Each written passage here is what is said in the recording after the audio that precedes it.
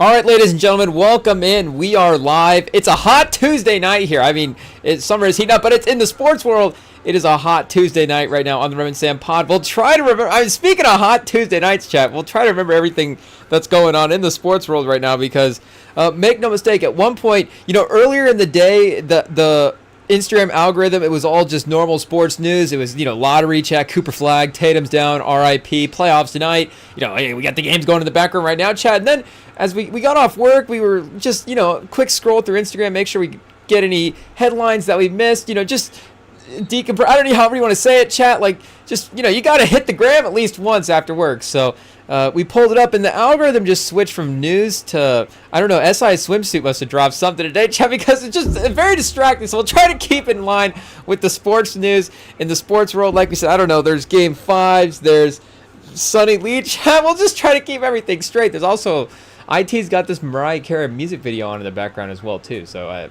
shout out to that. Is this in anticipation of? Oh, chat, can we get to the sentence? Is this in anticipation of the emancipation of Mimi? There we go, chat. We got it. Bang. Hot start. We're ripping off sentences like Halliburton's ripping off threes right now, chat. I mean, let us know if you've heard about this before. Let me know if this storyline sounds familiar. The NBA AI. I don't know if they forgot to just, when they just wrote the script, because make no mistake, confirm it right now, chat. The NBA is rigged. I don't know when they wrote the script for the NBA, if they just forgot to write the script for multiple episodes, or if did they use the free version of AI, chat, and just have like a character, a prompt limit, a page limit. They're like, well, I guess we just have to gotta reuse some of these storylines. So Pacers, Cleveland, maybe a smaller market series, they thought they could get away with it. But I mean, look at the first quarter here on the box score, chat. You see Cleveland jumps out to the 31-19 lead, and then I guess we could go game flow here, chat, and see what the biggest lead has been. I guess we didn't write it down. IT, did we take notes? Oh, yeah, it just says SI Swim 2, chat. So shout out to IT. They're giving them a, see, chat, this is win probability. It's screwed. 90% chance to win with 8 minutes left in the second quarter. There's just nobody has a 90% chance to win the game at that point. That's why, as we want to give win probability credit and discredit at the same time. It's a flawed stat, chat. The math is bad on it. The math is bad. This is just not right. I'm not a mathematician, but the math isn't mathing. I get it's a near 20-point lead here. So like we said before, Indiana really started to make the push here at the end. You see it really spike up here, chat. As soon as right before they started to make the push, it was, I guess, did it again get into the 20? Not quite the 20-point mark that we've seen it in the past, but Cavs jumping out to a big lead. The Pacers storming back to end the second half here. Halliburton on a three-point shooting streak, chat. Just firing away. What did he finish the half with here? Oh, on the court. We got a group of guys. Halliburton, 5 for 6 in the first half, just from the field in general. So, yeah, he was just only taking three-pointers. You see, I think his attacks turned into the free throws there. The 2 for 3. 2 assists, I guess maybe a little bit lower on the Halliburton scale of things. Could he get into the 7 to 8 assist range still? Absolutely, chat. But, you see today they need the Halliburton scoring. Siakam, 3 for 10. Yeah, the Pacers, again, hot start by the Cavs. The Pacers weren't necessarily, it's not even that they weren't playing well. It was just they weren't, chat, but it was just the lethargic sort of effort that they had. Because, like we said, we've seen this script before. The Cavs have had some nice leads in this series. The Pacers have had kind of stretches where they've been just missing shots necessarily. Like, you're like, okay, I see the stuff that's supposed to be happening here, but maybe things just aren't quite going in right. Pause. And in this game, there was just kind of like Siakam, I felt like a lot of his look, it just feels like he maybe has settled a couple of times in this first half. But yeah, Halliburton really fired up their chat. Neesmith 3 for 9 as well too. So yeah, the team numbers are a little lower in general. Like we're saying, when they put pedal to the metal, they really, and as much as they have still this year grown the game defensively for them and have been a better defensive team, they have still relied on the massive efficiency that they've had. Hey, yo, chat, they still what were we gonna say there? They still rely on their because again they do seem to get sometimes. We saw, maybe it's just that first half of that one game that we saw. It was that game one where it was like, wait a second, they're 60% from the field. But it does feel like they can get into that range a lot of times where they're just really, really efficient, really, really firing. And that's even without Johnny Furphy in the game, chat. You forget about Johnny Furphy on this team. Do we just need to do, I guess, they're not going to have the draft on Tankathon for last year. Well, they might have past drafts on there. But who did they have the opportunity to get, chat? I guess, the draft is hot in the conversation right now as well, too. Of course, the draft lottery, a crazy, crazy draft lottery last night took place. Chat, are we feeling pretty good about the draft after last night's, I was going to say performance, but what really performed? The ping pong balls?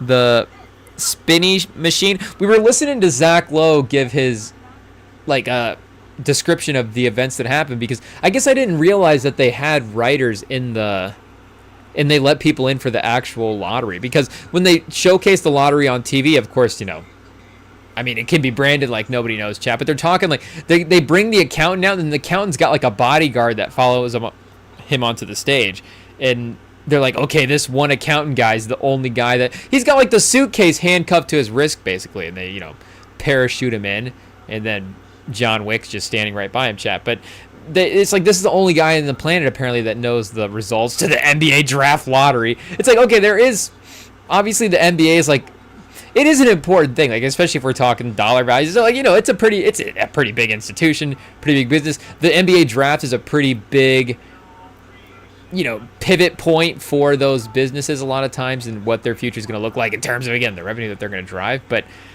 it's still a little much. Like, I get that just from the entertainment value of it, keeping it secret is fine, but the bodyguard was just fun. I liked it, Chad. I'm pro bodyguard in any sort of TV situation. Again, maybe you think it's like a John Wick movie, or we've been on a real. It's tough to be on a Predator kick right now, chat. But Aliens versus Predator. How many times is YouTube gonna let us say Predator? Because I'm pretty sure I've watched almost the entire franchise, just like in the last, just been on in the background the last couple of days. Chat's like, screw the playoffs.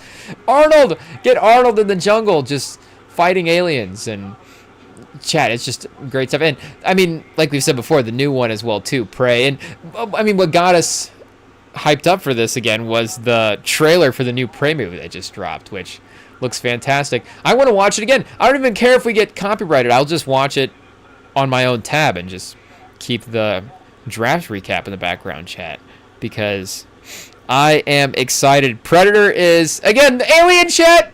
The alien, not the alien from the franchise, but still, the you get it, chat. You know which one we're talking about? One of the all-time movie characters, of course.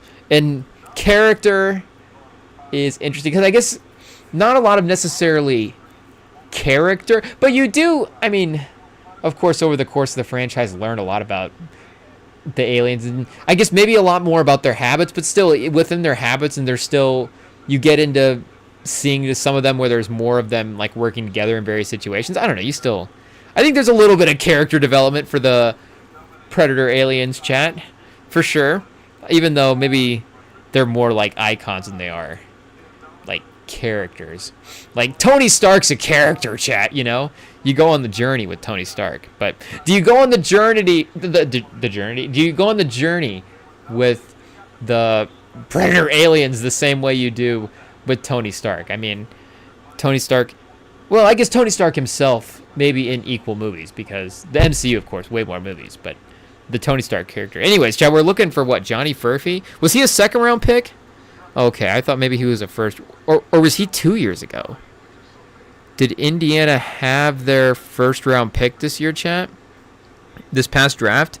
I guess they didn't, or I'm just missing it. Or they traded out, maybe? I'm not seeing, I don't remember exactly how they would have it listed here on Basketball Reference. I think they would just have it listed as who was ever there in the draft day. Maybe. I guess, could we go back to the Luka trade real quick and see what it says? Or there's probably another trade sooner in draft history that we could reference, but that's, of course, an iconic one. Yeah, Atlanta. So it does have them listed by the team that would originally be picking there going into the draft. Obviously, you could have trades beforehand, which, because, I mean, yeah, they got New York, of course, listed with multiple first-round picks here. So it has the drafts listed on the order of DraftNet, I guess is the proper way to say it. So yeah, Indiana, I guess, didn't have that pick, so I didn't see Furphy in the second round there. He might have been early second round.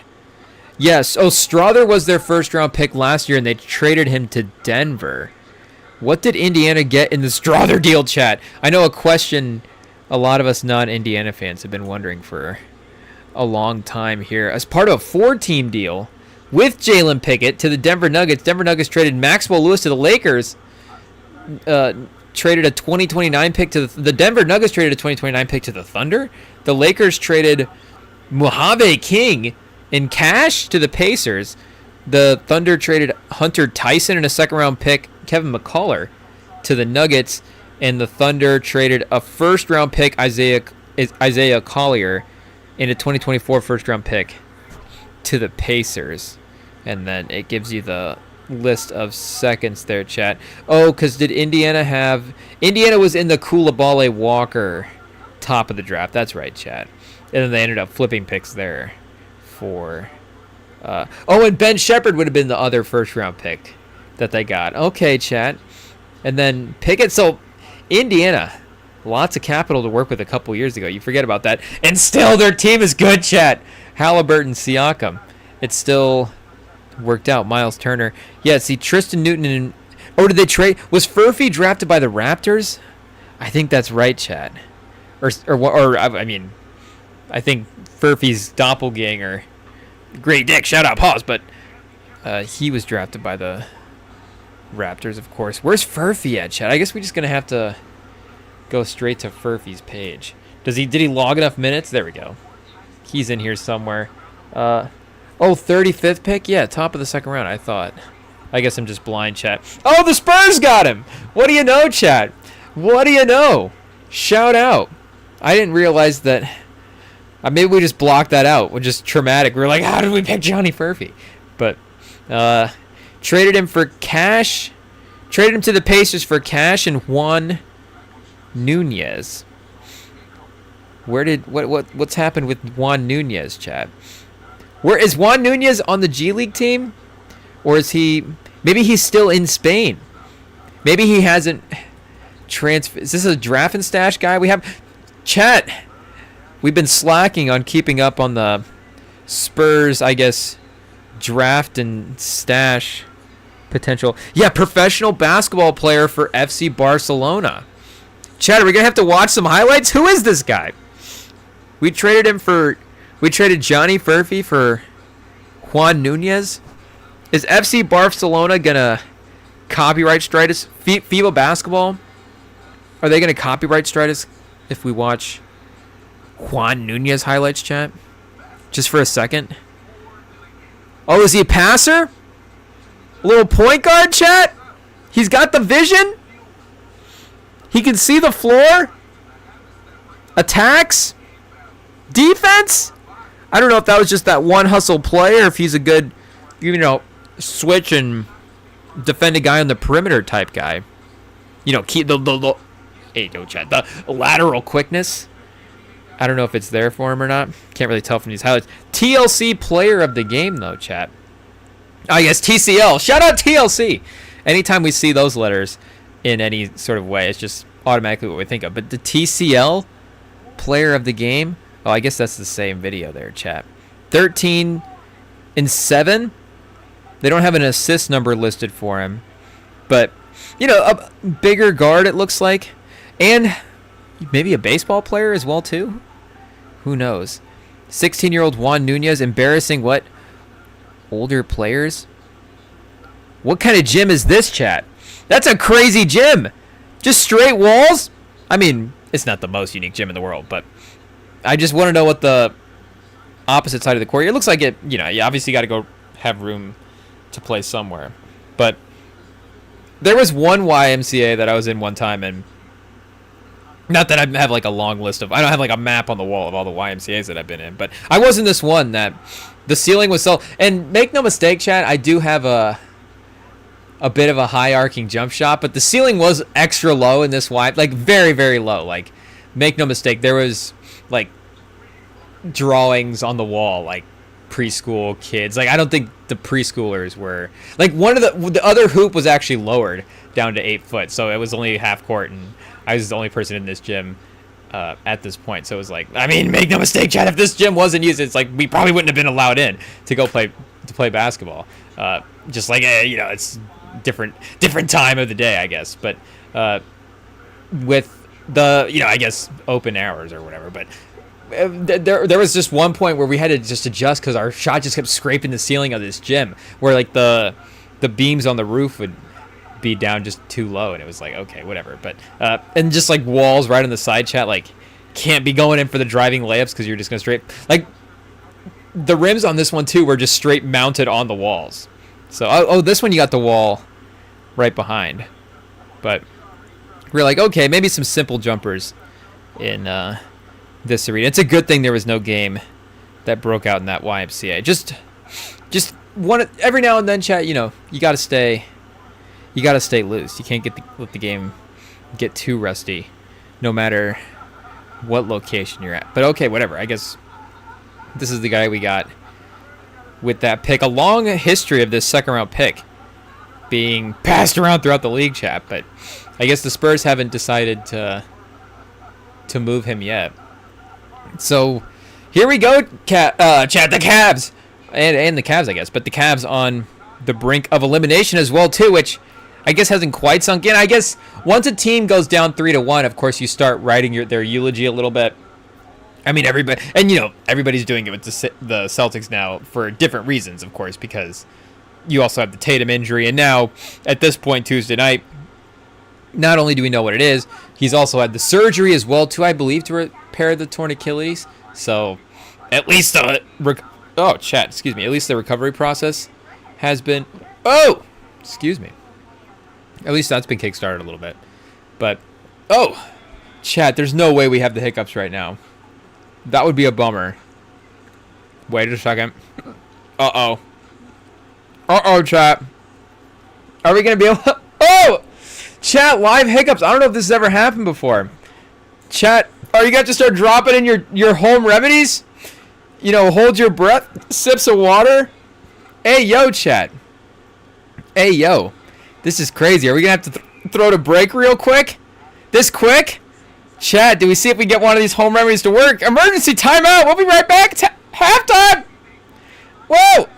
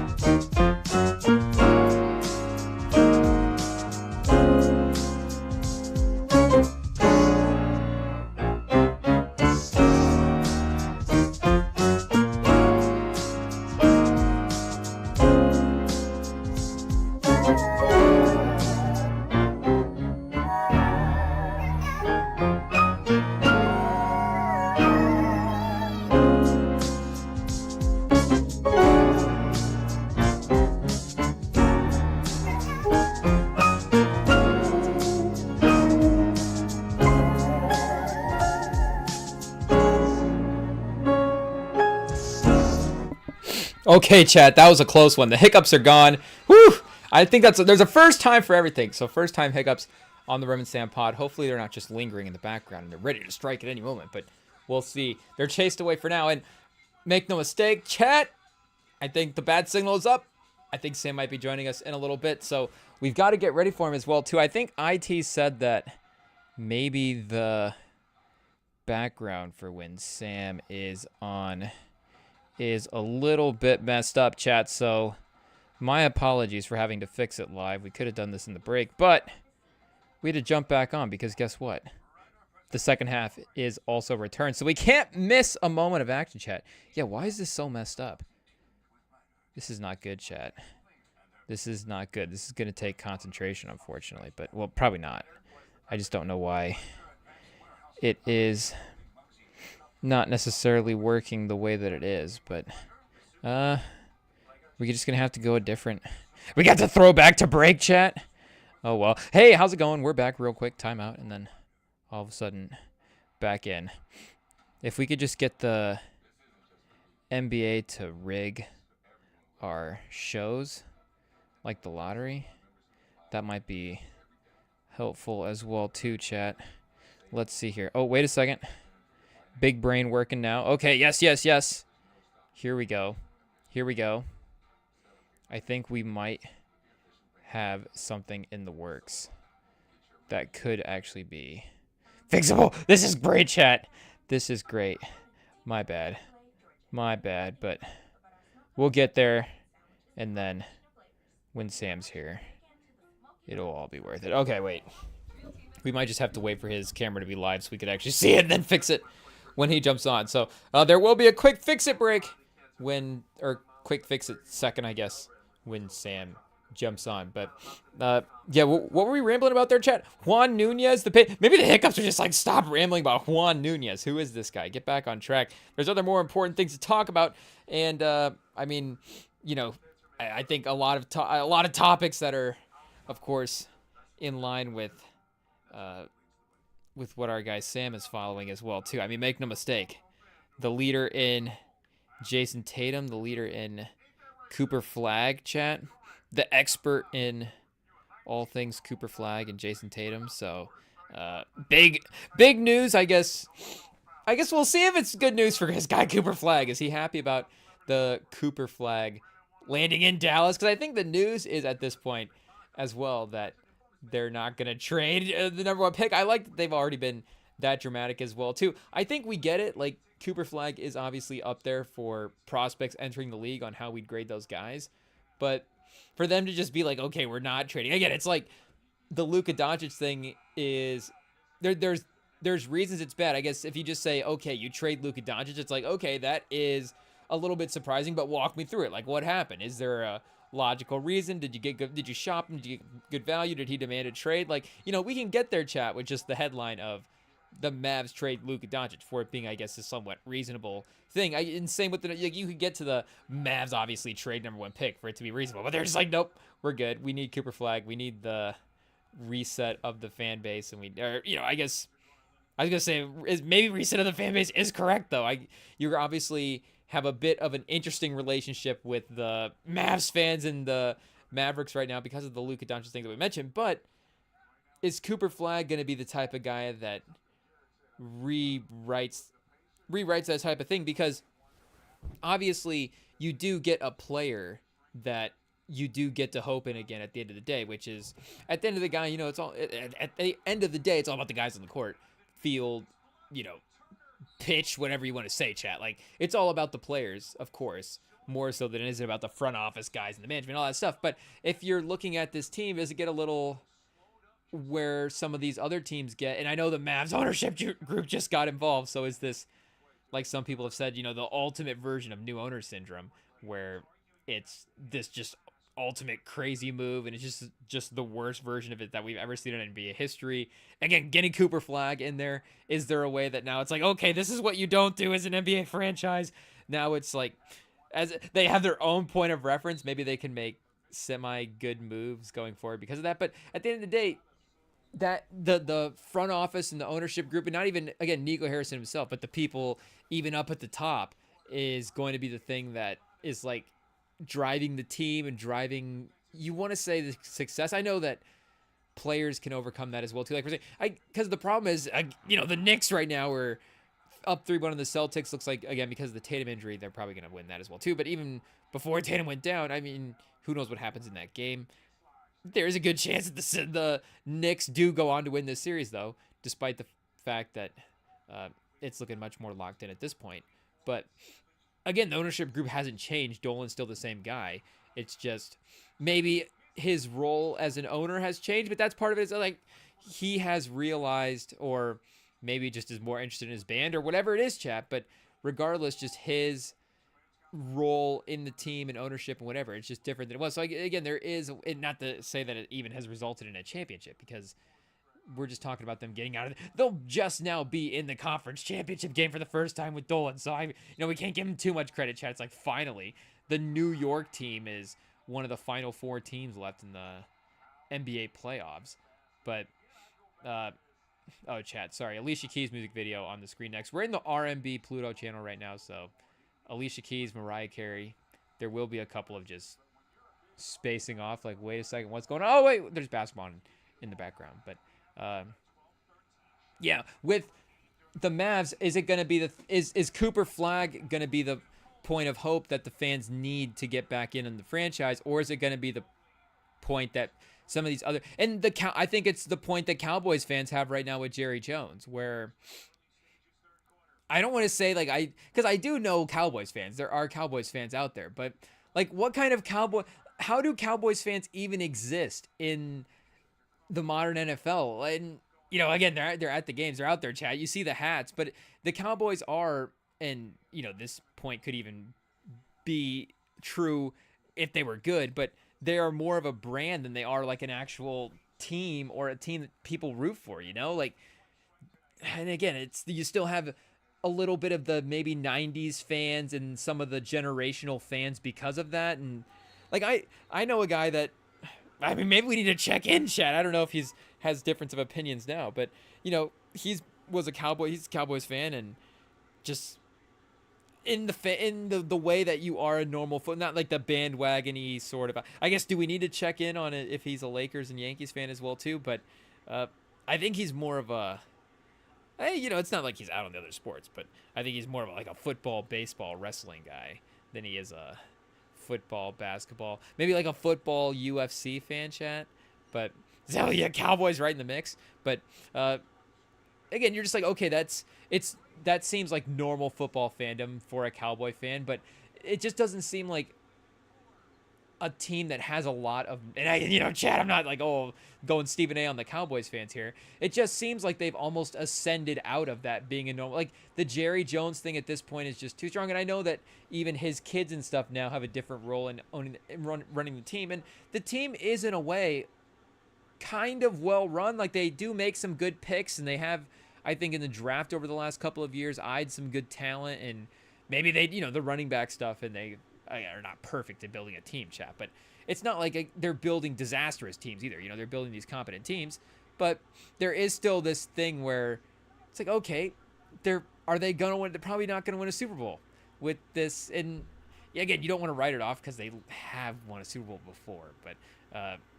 it's been so far removed at this point that, do you see new people? I guess the new people is what we're really concerned about too, in what the conversation here is like. Do you see the new people gravitating toward the Cowboys in the same way? Do you see the people sticking with the Cowboys the same way? Again, the dollar value is still there. Them as a conversation, them as like a meme at this point is just a joke of a team that hasn't made the conference championship game in the Super Bowl or whatever, chat. Again, you don't want to call them necessarily a punching bag in the NFL, because they are. They've had good teams, great play. Romo and Dak Prescott are above average, really good quarterbacks, Pro Bowl level quarterbacks. They've had 12-win teams, competitive playoff teams. It's not a basement level franchise, but it feels ultimately limited by the people that are at the top of the organization. And do the math. Texas, chat, is it just Dallas in general? Maybe it's just Dallas. I don't know if there's something. Hey, chat, in the water over there, but maybe it's just the Dallas, Texas vibes that the ownership groups just quite can't get their stuff together. But even the Knicks, like we're saying, I don't know if it feels, the Clippers, I guess you wouldn't say it's Ballmer the owner. It's more just, Ballmer unfortunately has some, the Clippers just still have the stink from previous owners, I guess, still on him, chat. That's going to be there for a while, I guess. But the Clippers just franchise in general, just is cursed and they're sort of in the same way. And I know Ballmer, like we're mentioning, is trying to correct that by building that team up as a brand. Now they've got an arena and trying to establish themselves as a Inglewood, LA sort of team and to be their own thing. But is Cooper Flag gonna drive that sort of fan base growth when the man? And it's still one season off of them being okay. Like they're gonna take Cooper Flag at number one. If they're saying what they are, if what they're saying is true, it's gonna happen. And of course, we all expect it because he's a great prospect.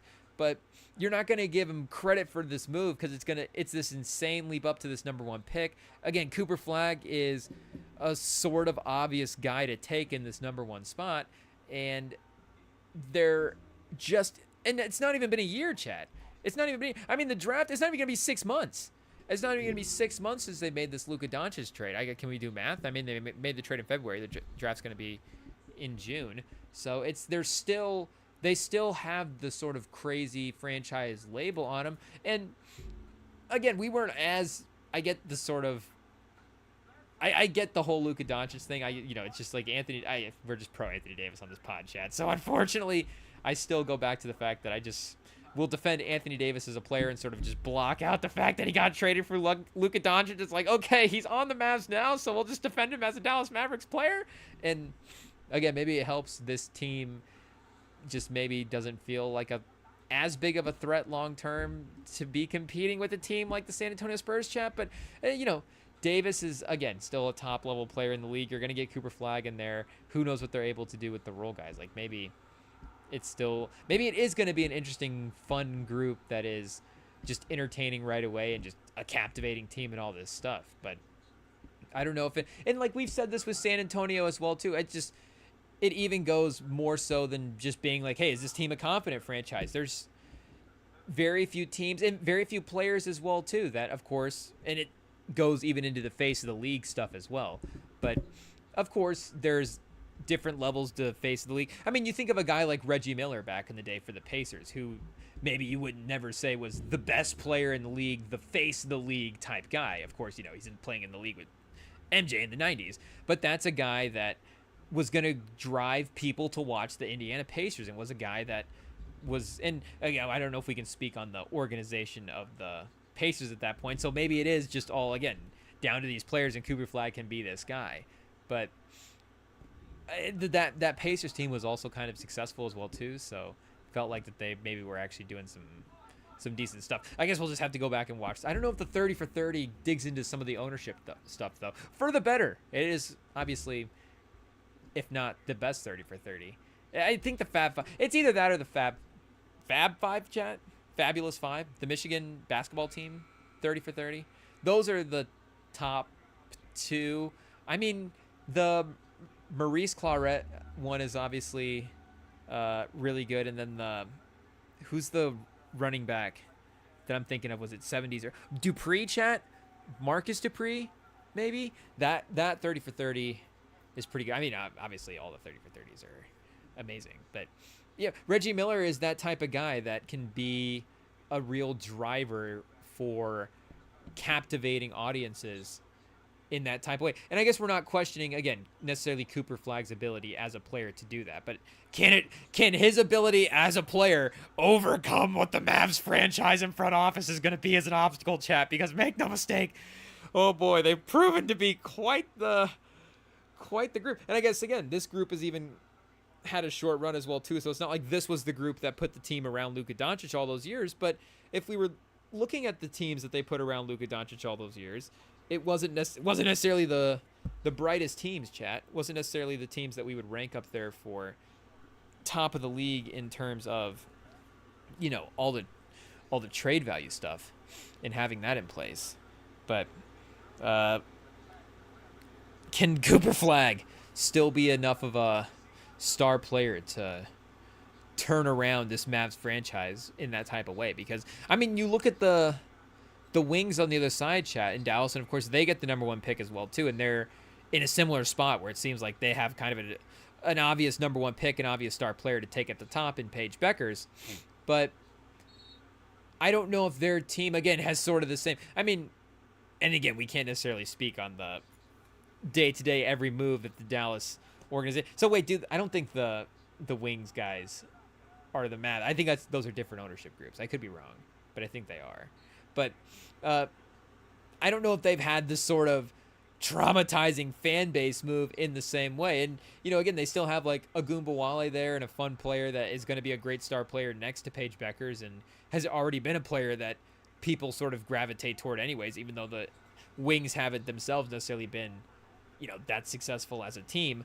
But it does seem like there is a easier starting point for people to gravitate toward the Wings as a new franchise, or again, just solidify passing it down as like a, hey, now our people, kids or whatever are starting to watch basketball, like, oh, and now all of a sudden Paige Beckers in our life, like this is perfect timing, like we could just hand the Mavs fandom or the the Wings fandom, pass it on just perfectly because they're going to be captivated by this star player. Like it just is. And Cooper Flagg's going to have the ability, we hope. Like Cooper Flagg projects out as that type of guy, but that's just it's a crazy move, chat, and they haven't had time to even, like, I guess, is heal the right word? But, and it's not like they need a great move. I mean, of course they do need a great move, but it's not like they've even had time to just have had moves in between the Cooper Flagg and the Luka Doncic move. It's literally going to be like a direct, okay, if we're just looking at the timeline of Mavs moves, and I get that there are probably even, again, minor moves, like, okay,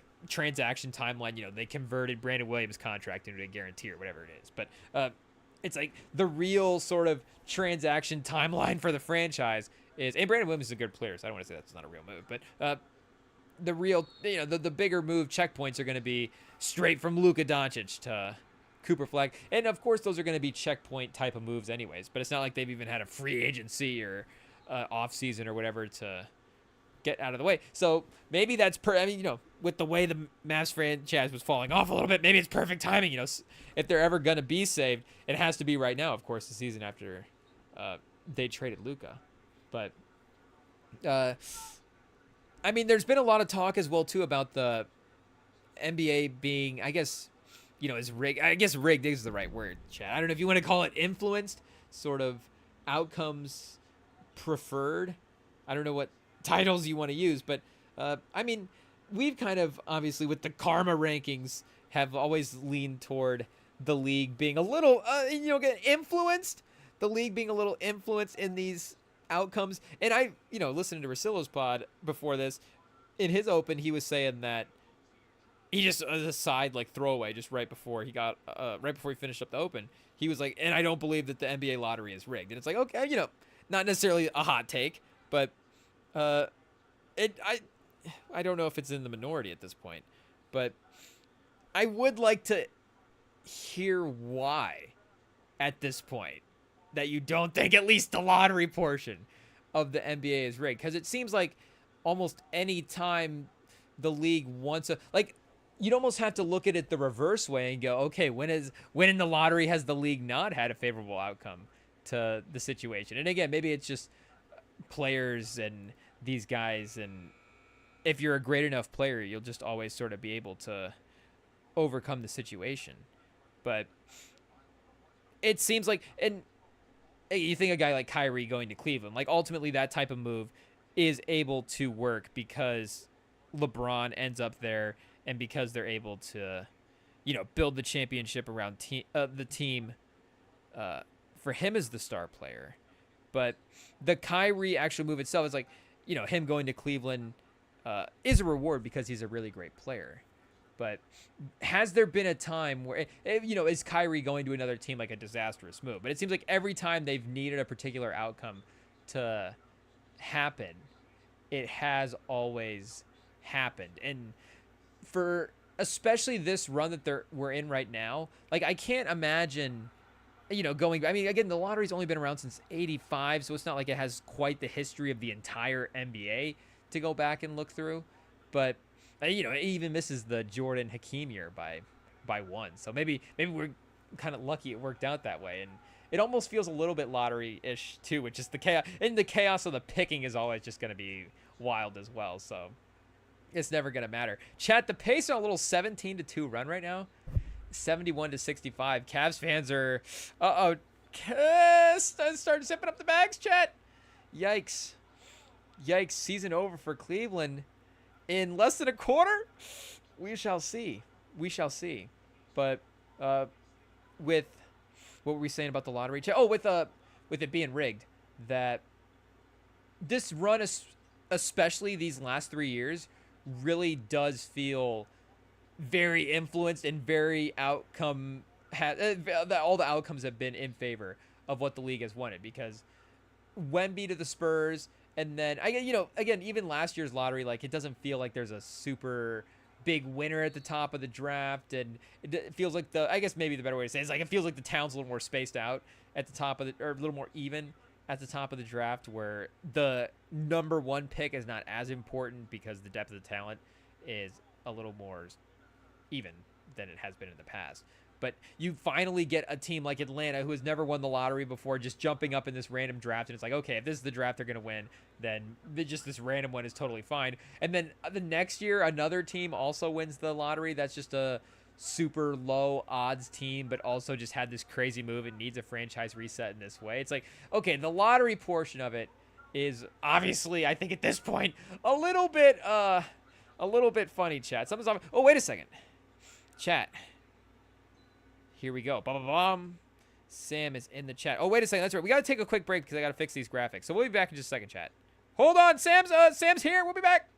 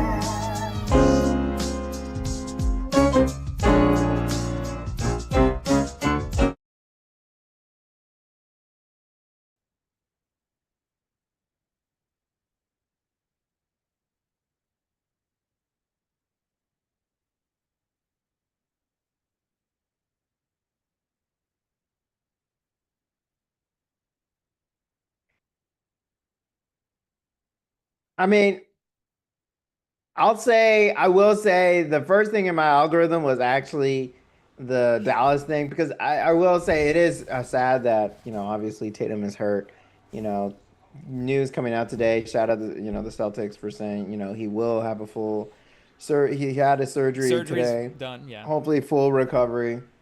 I will say this team has been super disappointing, and so kind of like the initial shock, like if they were up like 2-1 and then this happened, I'd be like a lot more like hurt. But I mean, just seeing how Jalen Brunson, clutch player of the year, has kind of taken down this team with or without Tatum, it kind of felt like this was probably not going to be their year, especially without the Pacers were playing. So we'll get to that. But Mm. the reason I came on this pod is because of the lottery, the draft lottery. A shout out to your Spurs. You guys got two back-to-back years of rookie of the year. Now you get a number two overall Make pick. it three, But baby. yeah, three. So you Cooper guys Flag's gonna win are. Rookie of the Year in Dallas when Dylan Harper's gonna have I Wemby don't and Steph know. I Castle don't next to him. know.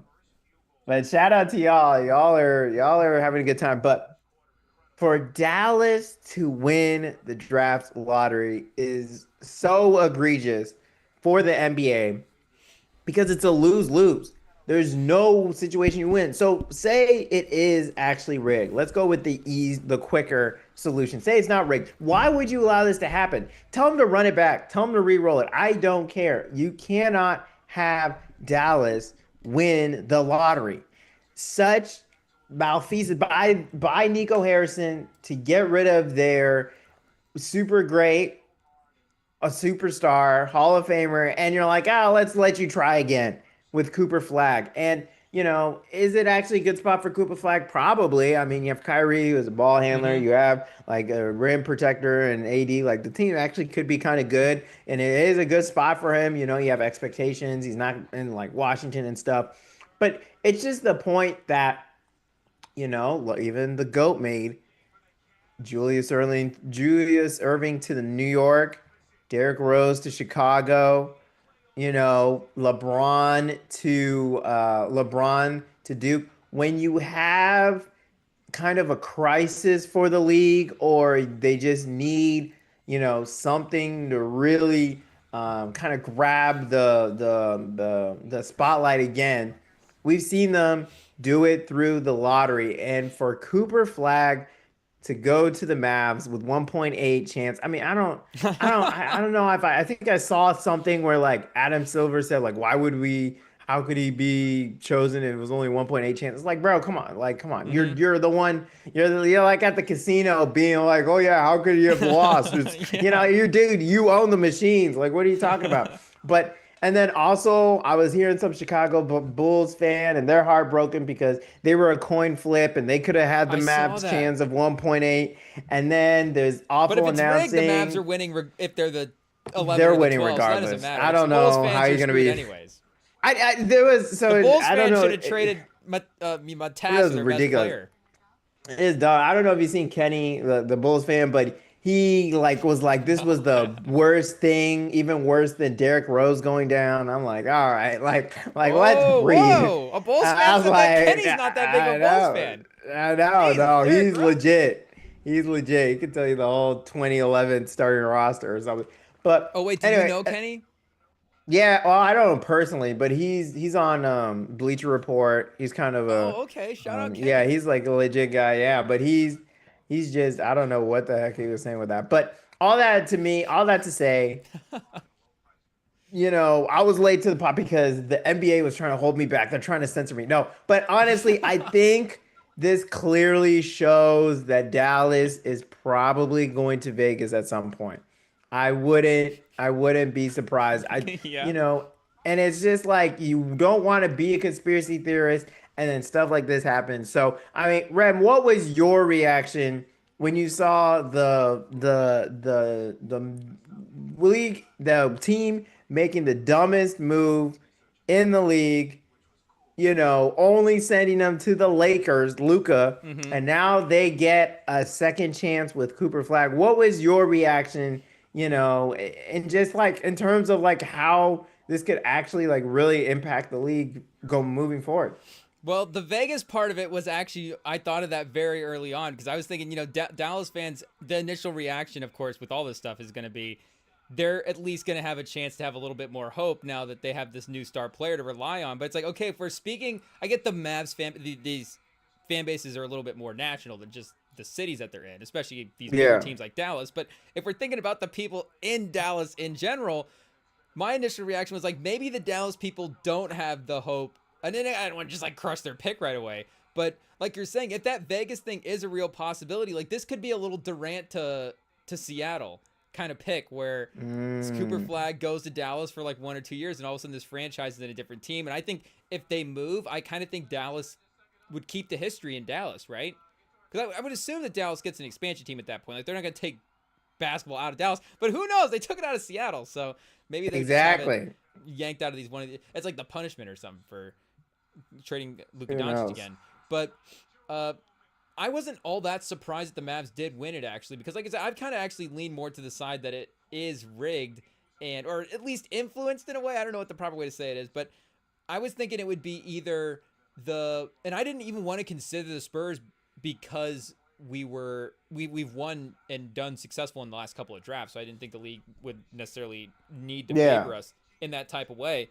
But then I was listening to Zach Lowe's pod, and he was talking about at one point in the lottery there was a chance where the Spurs actually, because of the way the ping pong balls had been eliminated off of the table, that they had actually had the best odds on the table at one point for the number one pick. So it's like maybe the league did actually want to rig it for the Spurs, but I kind of thought it would have been either Dallas, Philly, or Charlotte and Washington if they wanted to actually give it to one of the real number one spots. But Charlotte's never gonna win the number one pick. I feel but bad for him. that I think is a great point because what you're saying with, and I get it's all true. The Luka Doncic stuff was obviously not handled correctly.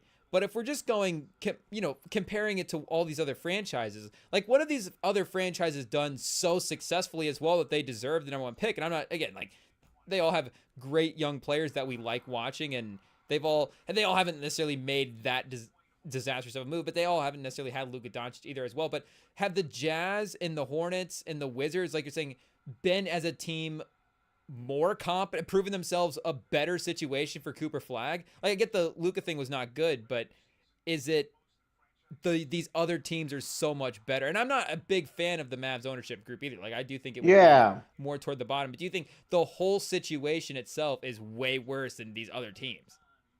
Well, I'd say these other teams have been maybe not more competent, but they have been bad for, not their own reasons. Like they haven't none of those teams has done a trade as bad as the Luca trade. Mm-hmm. And it's not I think the anger isn't so much that like they don't deserve it. I think it's more, well, it's that they don't deserve it, but also more of like they they did. It's pretty much a conspiracy with them and with them and with Dallas, and that they gave up Luca to the biggest market to up the ratings, and as a pretty much, I guess, extra part of the trade that we didn't know about, they got the number one overall pick. Mm-hmm. And so it's just, I think that's more the anger that it's all rigged and to like pretty much screw over Dallas fans for the sake of better ratings for the league and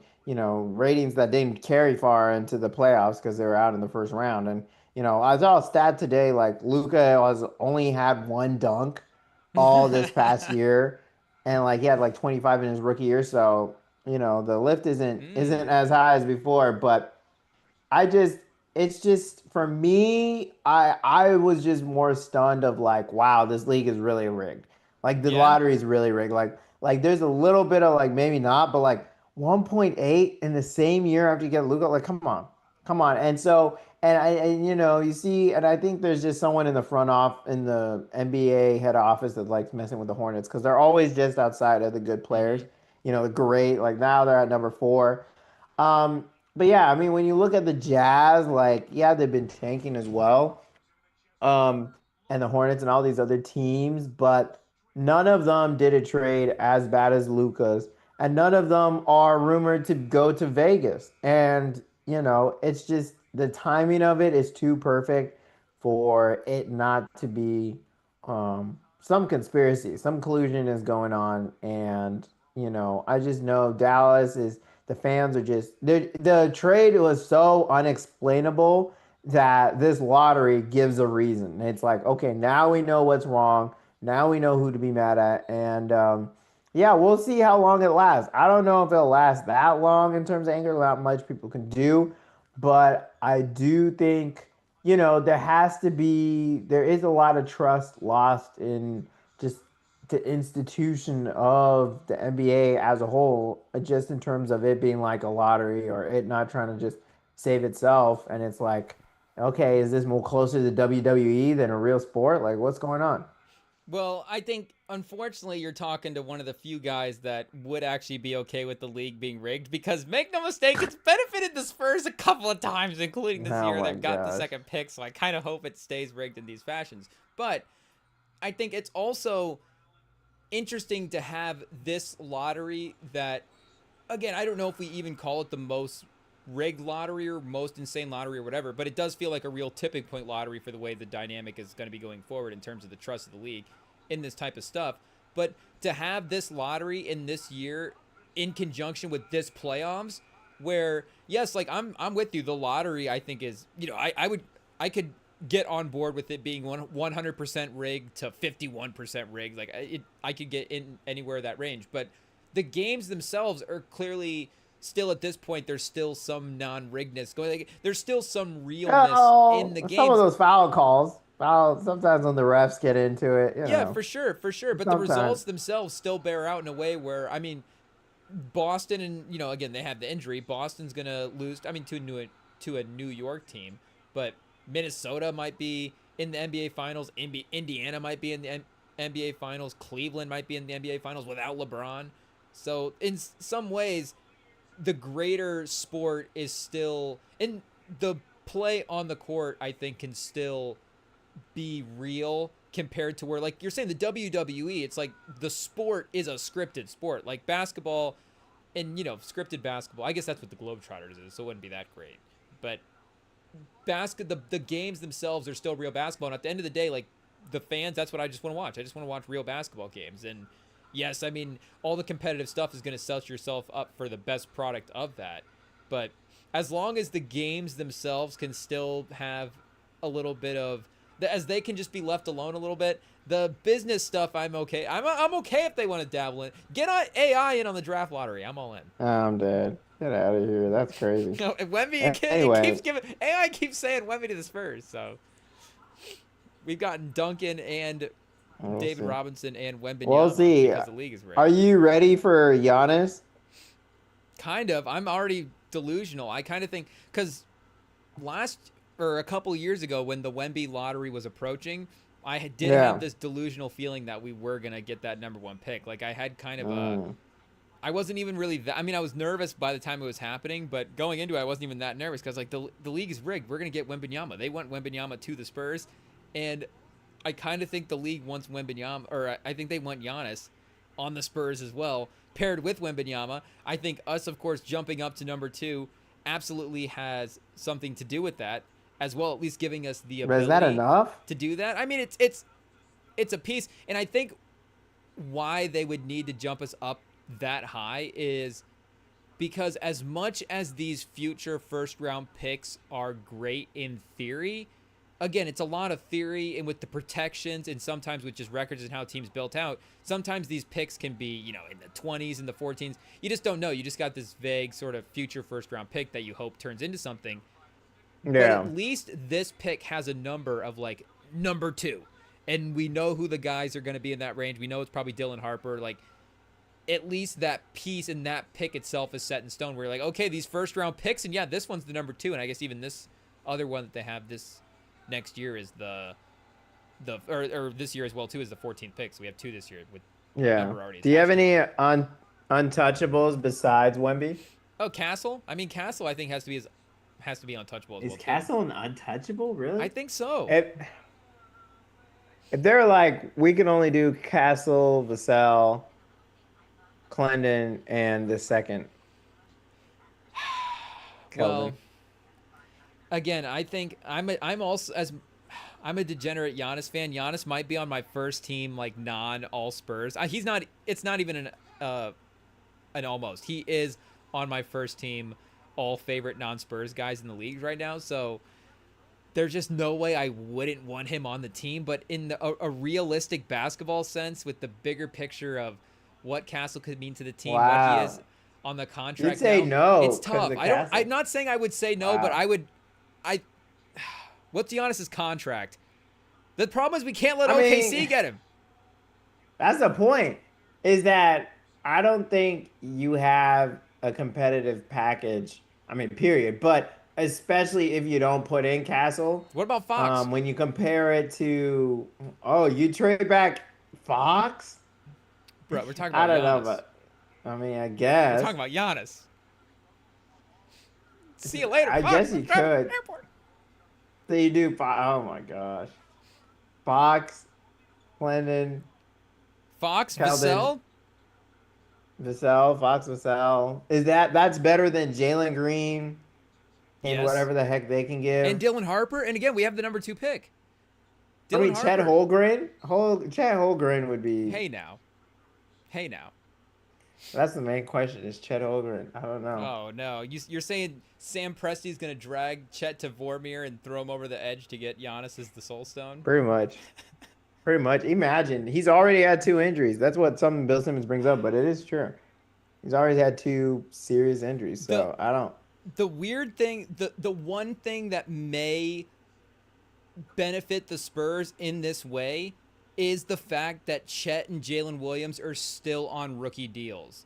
So it doesn't Mm, mean that the deal is impossible, obviously. I mean, they're in a way easier to trade because their contracts are smaller, but it means you have to throw another big contract on top of that.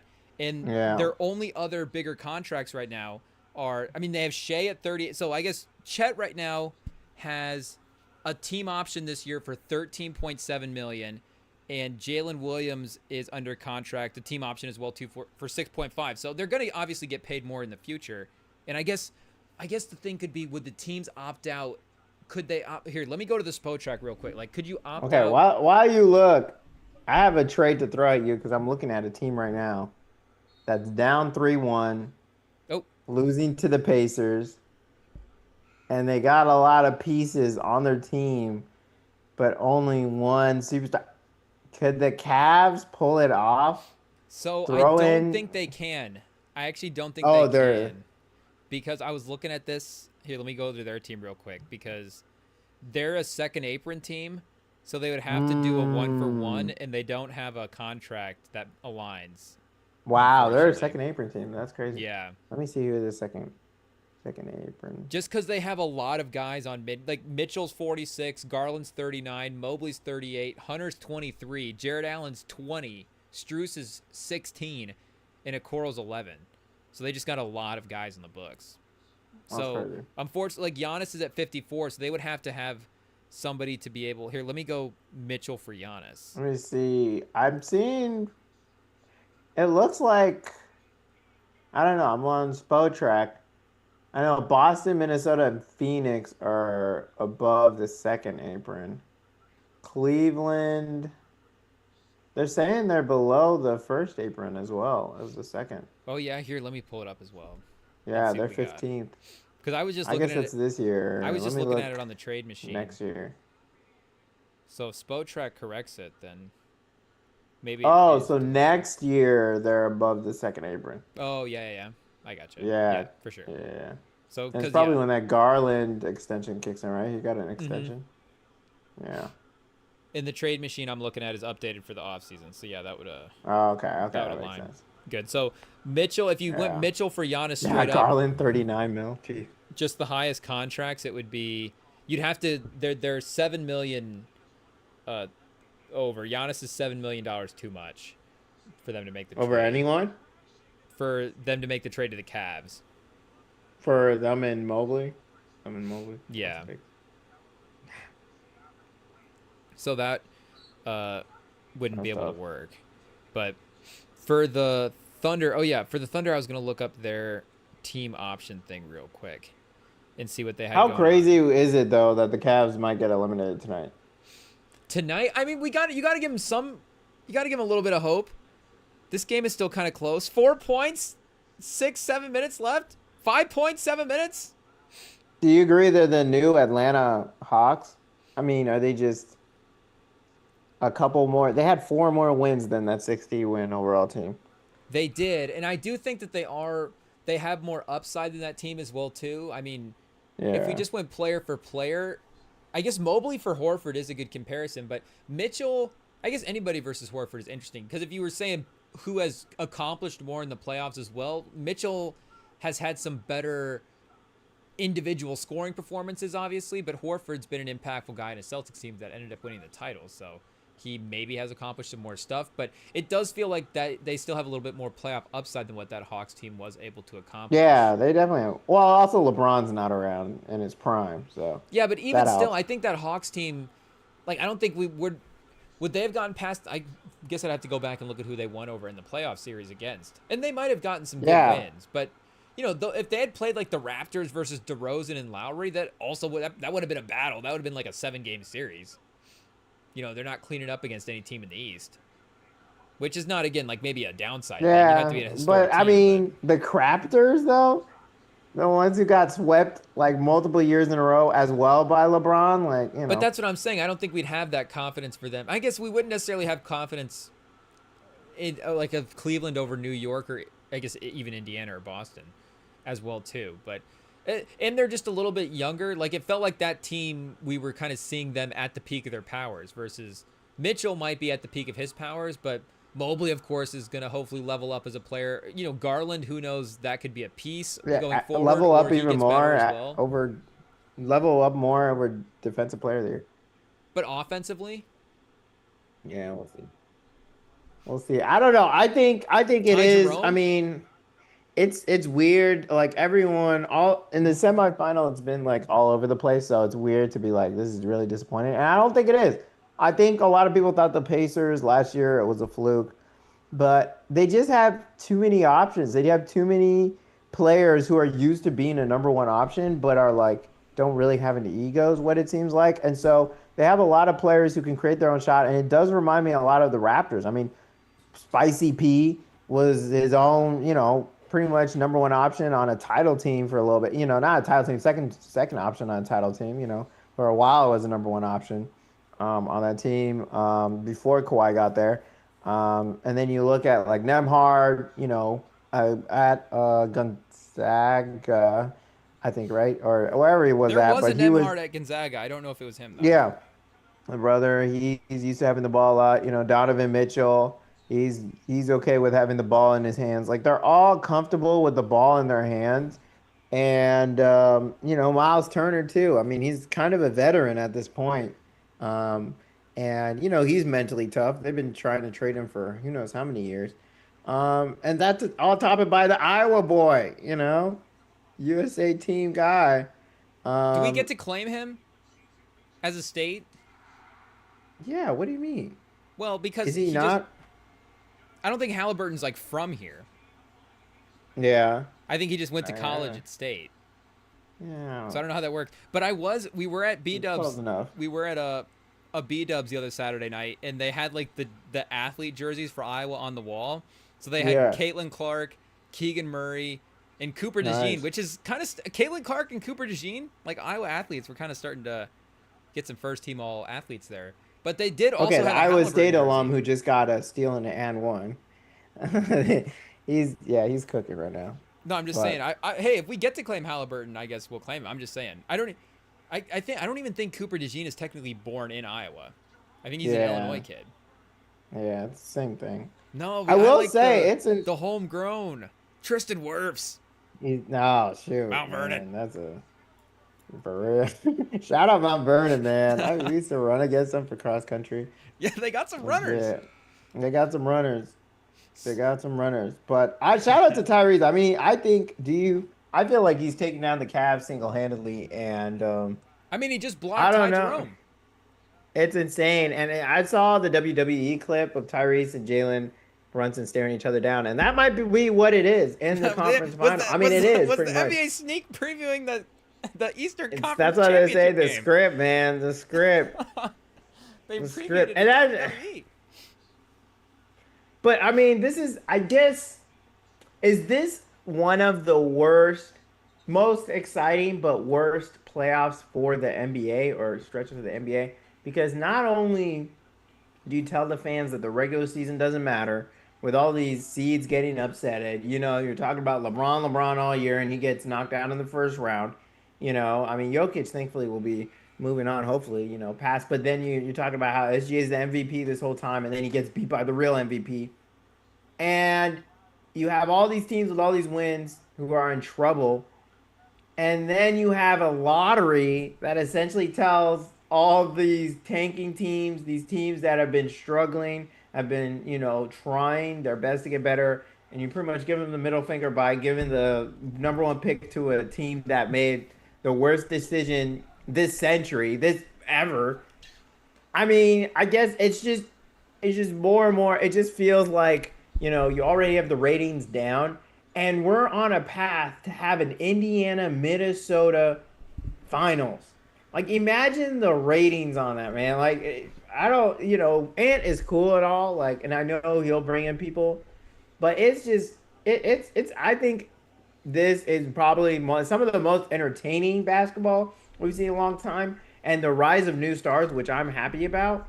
But this playoffs have shown that the regular season doesn't matter. Players clearly don't care until they play real basketball, real, and that's the playoffs. And as long as they're not in the play-in, and the lottery's rigged, and so it's just I don't know the institution of the NBA. I think they have some serious questions, and I would be really interested to see the ratings next year for the season, regular season, because I don't know why the heck anyone would watch any of it. Like the way we're seeing the Cavs get beat out, and then they're talking about injuries as well. That's the thing. You have the whole season's data of having players, play, and you're like, okay, this team's gonna be like that.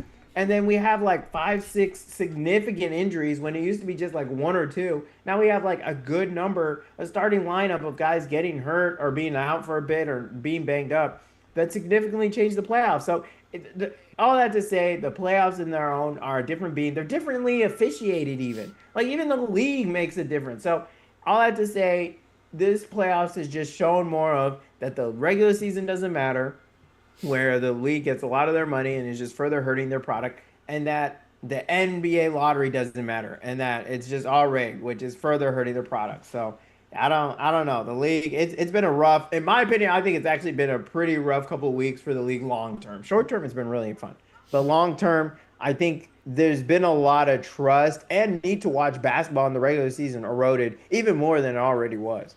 And I almost wonder if we have to recalibrate the way that we think about what consuming sports is, because I was listening. Rosillo made this point on his pod, and I was agreeing with him. And I've been just, the NBA's been having this conversation so much about face the league, and the face the league stuff is more to the greater point of what you're saying, which is how does the league continue to generate interest?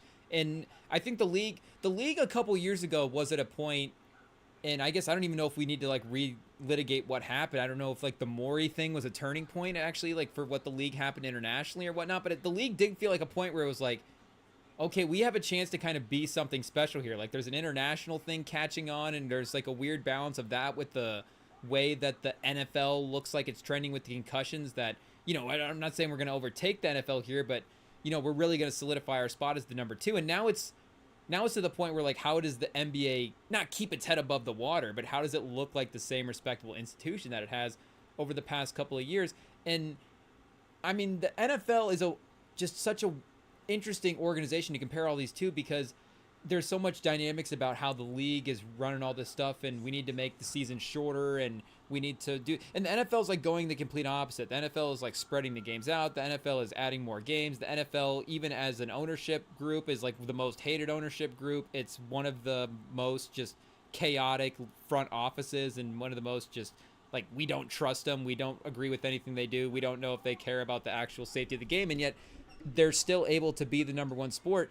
And what Russillo was saying on his pod is that there's just there's an eventizing thing of the sports calendar that happens, and I forget even exactly what the greater point that he was making there, but the NFL is able to capitalize on that in a way that the rest of the sports aren't, and they don't only eventize their big events, but they eventize every week, and every 16 in that just whole stretch of the season is able to, and we'll see even as well too as the schedule breaks down, like that even might be a thing. Is just like, okay, there's a random NFL game on a Thursday afternoon while I'm at work, like, hey, I just, it's going to be different watching that than it is stacking up all these games on a Sunday. So maybe it's a thing to look at with the NFL as they go forward in the future. But the NFL is able to eventize the normal stuff in a way that the rest of the sports across the board aren't able to. Maybe only outside of, and that's kind of what makes UFC special as well too, is, and maybe Yeah. they've even started to not water down, but there's just a little bit too much for some of the other just casual fans to keep up with. But the league, and I find a way to shorten and maybe shortening the regular season helps doing that. You say the Commissioner Cup helps eventize, but there needs to be a way to eventize the sport that just isn't happening. And maybe it is all these things like we're saying, these rule changes, but that is the part of the league that it's missing. The anticipate, and like you're saying, the need to watch the sport. But like you can watch a bad regular season NFL matchup just because it's a bigger event than a bad regular season matchup or even a NBA playoff game. And I don't know how the NBA is able to eventize the normal and obviously the bigger events as well too, but just the normal everyday stuff in the way that the NFL is able to. And maybe it just was that concentration of just everything is on a Sunday. Well, and the thing is, one, yeah, everything being on Sunday, very few games compared Mm-hmm. to the NBA. And I think you just get watered down by how many games there are. You just can't. No one has a bandwidth outside of Ryan Russillo to watch every single It NBA honestly game out may there. just be that Like, simple. It may just be that like it simple. Is is Sunday can so many be NFL games. day, and that's all I have to think about. Exactly. And it's like, oh, you guys are you're down 3 wins. Like you need 3 more wins. Like it's gonna happen. Like, and I guess another thing, but I think the biggest thing is the length of the season. It's just too long. It's too long. I get it. People have been doing this since forever. I did. It's just not gonna work. That's why the playoffs works. It's because it's like, oh, 3-2. Like they need got a couple more. This is what's gonna happen. But I think also this is the double-edged sword of player empowerment. And, of course, you get all the moral victories by having player empowerment, but player empowerment, honestly, is not in the best interest of the business, in my opinion.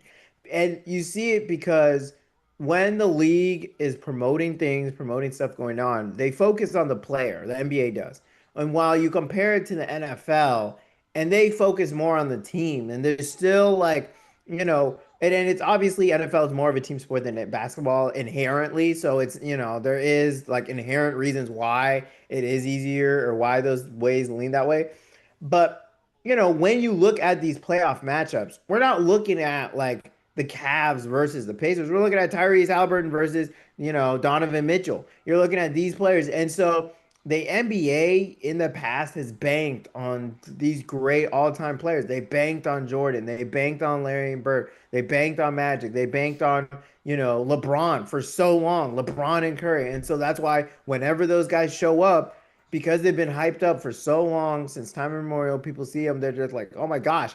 But the thing is, the problem is because of the longevity of careers, them banking on it has seeped into the next generation of players, that they're so close, so much into the next generation of players that we got players who had their LeBron and Curry as their idols. And so now that we're in that next generation of players, they're still seeing those older players as their idols. And, we don't really care about these newer players because you don't have that childlike wonder. It's just like, oh, they're not as good as LeBron was. What I remember, they're not as good as Curry. And so, Yeah, it LeBron's doesn't, ruined the NBA.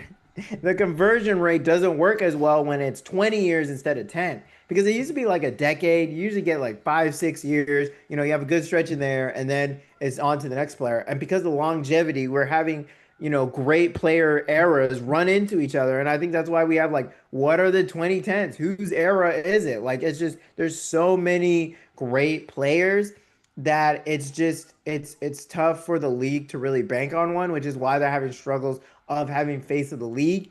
And because of now that the players are getting old and you have turnover, because they're so focused on the players, Now it's like, why would I care? LeBron's not on, and why would I care about all these other players? They're not on. Like, they don't talk about it as much. The sports shows don't talk about it as much. At the end of the day, LeBron versus Jordan's always going to be literally the GOAT conversation in terms of numbers and the actual conversation.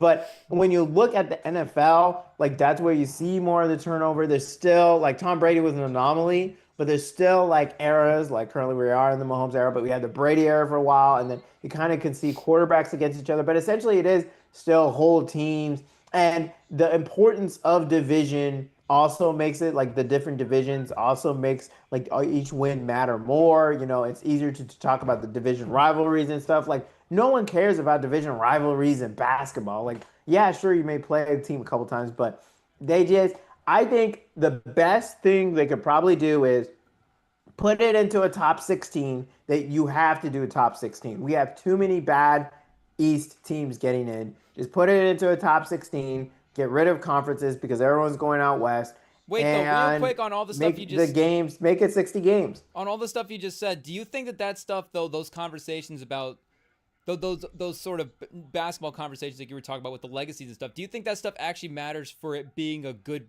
product and getting people to watch the game? I get, again, the face of the league, the players are driving it, but do you think the way that those conversations are being had are more for the degenerates like us, or do you think that that actually gets the people to flip on the channel at the end of the day and watch the stuff the way, like, is that what is driving people to these NFL games, is those conversations? I'd say I think so. Yeah, I think obviously you need a good product, but I think there's also all the drama behind it as well. How much people actually care about it. And we're talking about like the long term of ratings. Sure, Celtics or OKC Cavs may be the best, form of basketball, maybe the best basketball, but a lot more people are watching the Lakers against the Warriors. A lot more people are going to watch the Lakers against the Knicks. It may not be the top echelon of basketball, but it's still good enough that people will watch, and it's the players and people that they care about. So the main thing is getting people to care about stuff. And by this, you have all these upsets, you have all this stuff, and making it clear in the conversations and stuff that only the postseason matters. And you have teams that their players. Why would they try during the regular season, and then when they get to the playoffs, they're pushing their bodies harder than they have all year, and then they're getting injured. So that's why I say put it in top 16, make it like actually really hard, and maybe we throw in a couple of expansion teams. We have a lot of players like Reed Shepard's in the G League. Like they're good players out here who Give are Bronny his own having to be in the G franchise. League, who are in the Boondocks. So instead of stealing Dallas, we need a couple Bronny of expansion Thanasis and teams, Reed Shepard. and yeah, we need a couple bad teams. We need some really good teams.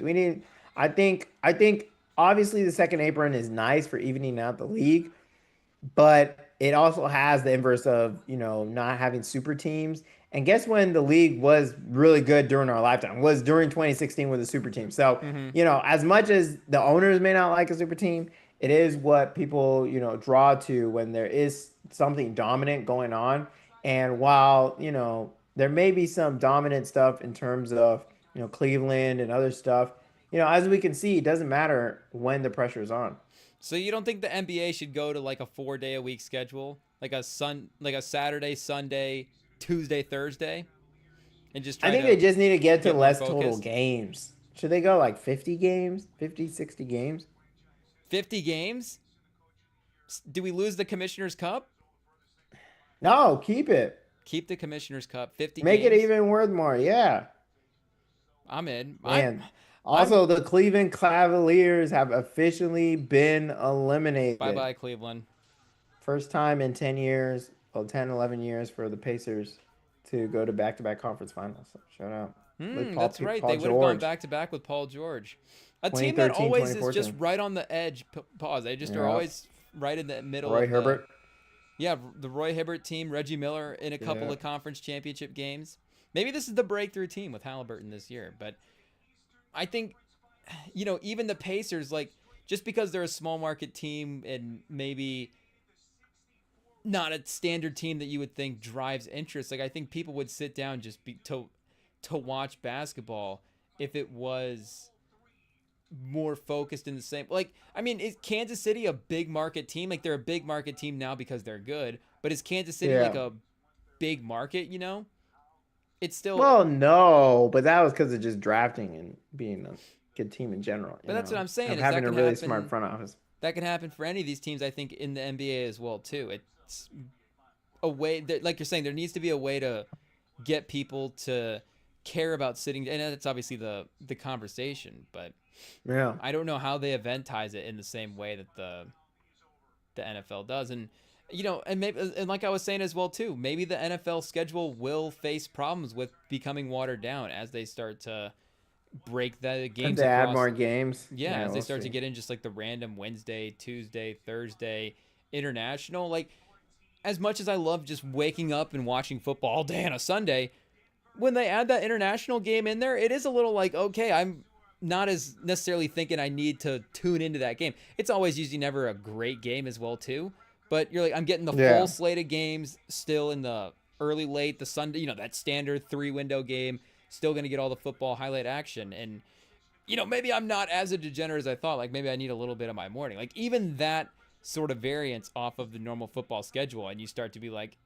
75, 80% as sold on Yeah. that type of thing as you are. So, yeah, 50 games. Also, just play once every Sunday, just all year. 50 games. Maybe. Like, just the Yeah, big that's three. true. The NBA just tours to 9 cities every year. $1,000 tickets. Jeez, no, I don't know about all that. I don't know about doing like a play or something. Yeah, But I off don't I don't Broadway. know. I mean, it's just like I don't know. I think it's just no team is really being dominant. The ring, like there's no, I mean, we haven't had a back-to-back champion since like, Since the Warriors. yeah, since the Warriors. And so there's no really dominant team, and leagues need dominance for people to care. That's why Mm-hmm. Mahomes and the Bills conference, championship was one of the biggest watch things because it's like, oh my gosh, could Josh Allen do it this year after everything? Again and again, he got beat, And then so it's just there's no dominant team, there's no dominant player, and Anthony Edwards right now is making the case, and Mm-hmm. at 23, who knows? I mean, if he wins it this year, like he's on the trajectory to really grab the face of the league right now because it's an open spot. But until there is a big bad guy, no one's gonna be, really care about the other people beating each other.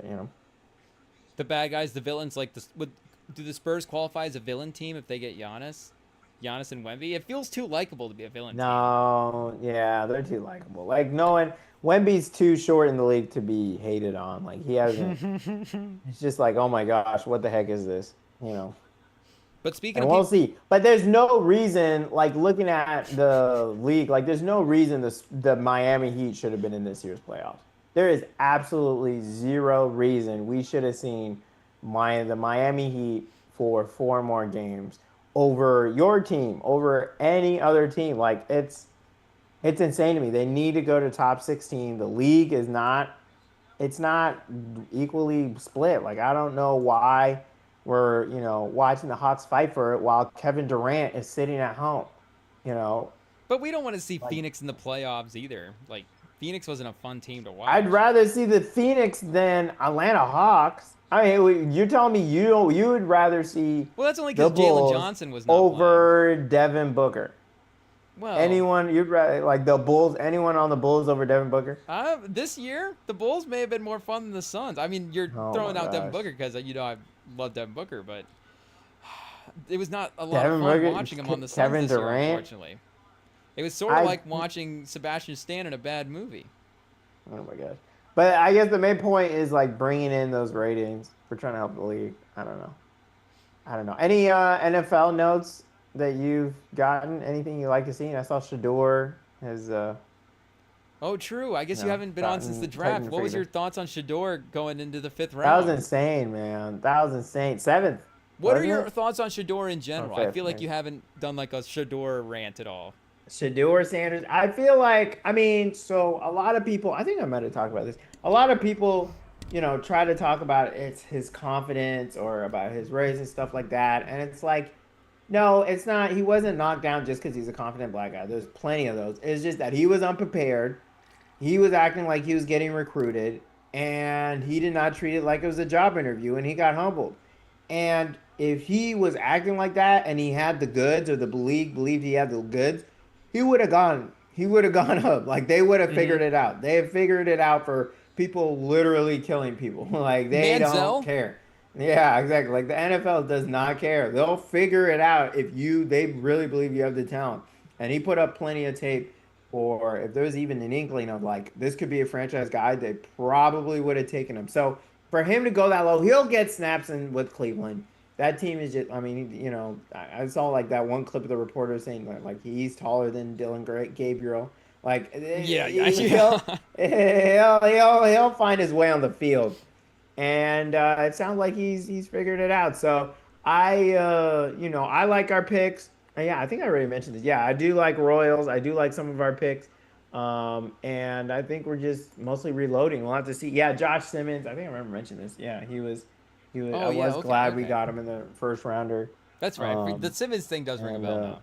yeah, so we'll see. I don't. Yeah, I think we mentioned to you like getting the tight end that early. Jeez, I don't know. We should have gone quarterback or something. Would you have wanted Shador? Well, you start getting into that fifth round range. I mean, it does seem like for me again, I'm kind of more pro Shador, but maybe even more a fan of the character as well. And whatever, however you want to take that. But I just am rooting for the guy as well. So just because I would be a fan of him, maybe I just would gravitate to snatching him up early. But I mean, with our quarterback situation as well, too, it would makes. Well, I guess we don't really. The problem is, do we just need more chaos in the quarterback room? And again, not to say that Shador brings Yeah. chaos. I'm just talking about the undecidedness of the actual football talent of it. Again, not necessarily the personality.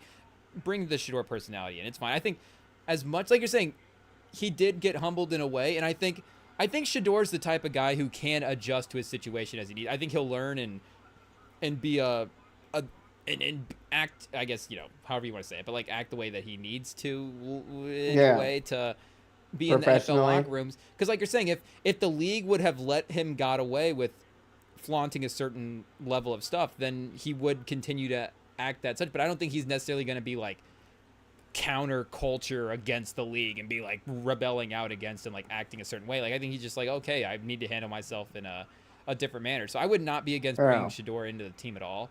But okay. I also still would give Anthony Richardson just 3 more games to see what is possible We'll before I guess see. we sub in Daniel Jones. We'll see. But it doesn't sound like you're fully like I guess in the sort of pro Shador camp in the way that you think of him as like a like how many games do you think he'll start in Cleveland? I guess like I what will see. We'll or see. I think Joe will probably start. We'll see. yeah, I don't know. We'll see. We'll see. Also, quick side note, just turn on the OKC game. Man, I will say OKC is the best stadium at wearing uniform shirts. Like the they're best they're perfect the at best at like choreographing their shirts. yeah, it looks like a 2K game the way it is over there. Even the front row. I remember seeing something like how like some games, they're like wear the shirts and it's like some exec in a neon shirt or something. Oh, Shea just went Yeah. down. Yeah, he's back up though. He's Yeah, I was back gonna up. say it looked like on the replay he just collided knees with Porter. So hopefully it's Yeah, nothing it's too all good. serious. But they might sneaky just But be I the think best crowd in Nuggets are a general. perfect example of you can't trust their regular season thing because they're going like head to head with arguably the best team on paper in the regular season in the last like what 4 or 5 years. Like they had like what the most 20-point wins and Mm-hmm.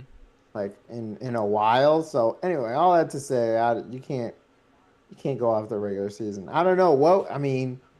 Where do we put Jokic if he wins the title this year? I mean, If he wins the title, move over, Shaq. There's a like new it's. Jokic is moving up the list. Yeah, if I Jokic mean, gets 2 rings, Shaq didn't win any of those without us All Star. He had Wade and then Kobe, arguably two of the top three, four, five hmm guards in the league ever, shooting guards. You know, but even that one title that Jokic has already played this whole like that stat that was going around earlier this year of him just not playing with an All Star at all. is nuts. And I know that It's Murray is insane. a playoff all-star, so I want to give him that credit. But just it's still crazy that Yeah. nobody's ever been awarded that in the regular season besides Jokic. But does he also kind of just need that extra conference final run as well too? Because you mentioned as well the fact that nobody has gone the back-to-back titles over the last couple of years, but it's been even a little bit more dramatic than that. Where on a couple of live streams ago, we were going back and looking through some of these teams, and a lot of these other champions have been eliminated in the second round as well too. So these guys aren't even having the constant playoff runs of this guy, like where Mahomes is every year at least in the conference championship game as one of the final four teams. Like Jokic and Giannis quite haven't achieved that part yet of their Yeah. careers. Like if we're looking at the all-time ranking, and I know we could go through the competitiveness, but I mean, guess what? LeBron just was at the end. He was more at the end of the season, more, if that makes sense, than some of these guys like Jokic, where, again, you could go through the teams and look at the injuries. Giannis himself has gotten hurt in early of the playoff runs, but that all goes into it where, again, I'm not saying Jokic versus Shea, Giannis versus Shea. That's established. But versus these legendary guys, they need a couple, I think, more of these a little bit longer playoff pushes to help establish their legacies as they continue to run up these lists. Yeah, and I mean, I think Jokic winning 3 out of the last 4 MVPs. Am I making Yeah. that up? I think so. Has 3 already or 4 in established, there, yeah. yeah, has already established his legacy. And I think him getting those, yeah, MVPs, like you can't ever take that away. And so But I I'm I mean talking I about think that he's last level to definitely, climb up, that last level he's yeah, we'll climbing. see. We'll see. I mean, it will, if they beat OKC, like I Yeah. don't think. Yeah, I mean, I think Minnesota. They're gonna beat Minnesota. I mean, I don't. Well, I know Minnesota beat them last year, yeah. but I really, I don't know. I don't think Jokic is gonna get beat again. We'll see. I really do want to see a Denver Minnesota rematch in the final. That does kind of feel like the Bills, Chiefs rematch. The Jokic, young, Edwards. super talented guy against the best player in the league. Hmm. Type rematch. Yeah, we'll But I see. We'll think the see. I Thunder don't, might close this one out. They look good to start, anyways. And they have been kind of back and yeah. forth in all those games. But I think this is an important game for him as well. Because, again, it's been back and forth where the Nuggets went out and got that first game in a close one. And then the Thunder went back in game 2 and responded. And then the Nuggets went out in game 3 and won in a close one. And then the Thunder came back in game 4 and responded. So they've been responding with all of their big performances, which is great. And, again, they've been awesome in doing it as a young team in the playoffs. But for them to, as the series flips back now to a best of 3, for them to actually jump out in front of the series and not again, if the math works out for them to keep responding, obviously they're going to lose the series. But just the bigger picture of them going that last step of them sort of stepping over the team and saying that, Yeah. okay, now we're the better team. We're not relying on the fact that maybe the Nuggets are a little bit foot off the gas. We're up 1 game on the series. We're an inconsistent team. Like we're going to go in, win the game on our home court and just be the better team multiple games in a row for a playoff. Because I guess that's even the bigger picture is they haven't necessarily had that even multiple game in a row stretch here against the Nuggets. Just that back-to-back game run. Yeah. No, they haven't. I gotta go soon. So really quickly, give me your Thunderbolts review. What's it out of Did you 10? see it? No, I still gotta finish Captain America, actually. Yeah, it's pretty good. It's pretty good. I Okay. I don't want to necessarily say it, again.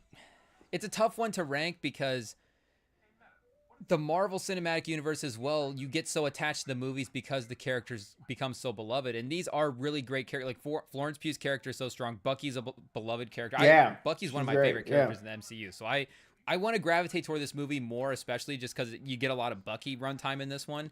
And in Winter Soldier, he's awesome. But again, it's him sort of brainwashed. And in this one, at least you see him sort of being the cool action hero that Winter Soldier is, with the dialogue of Bucky in a way that you necessarily haven't gotten before.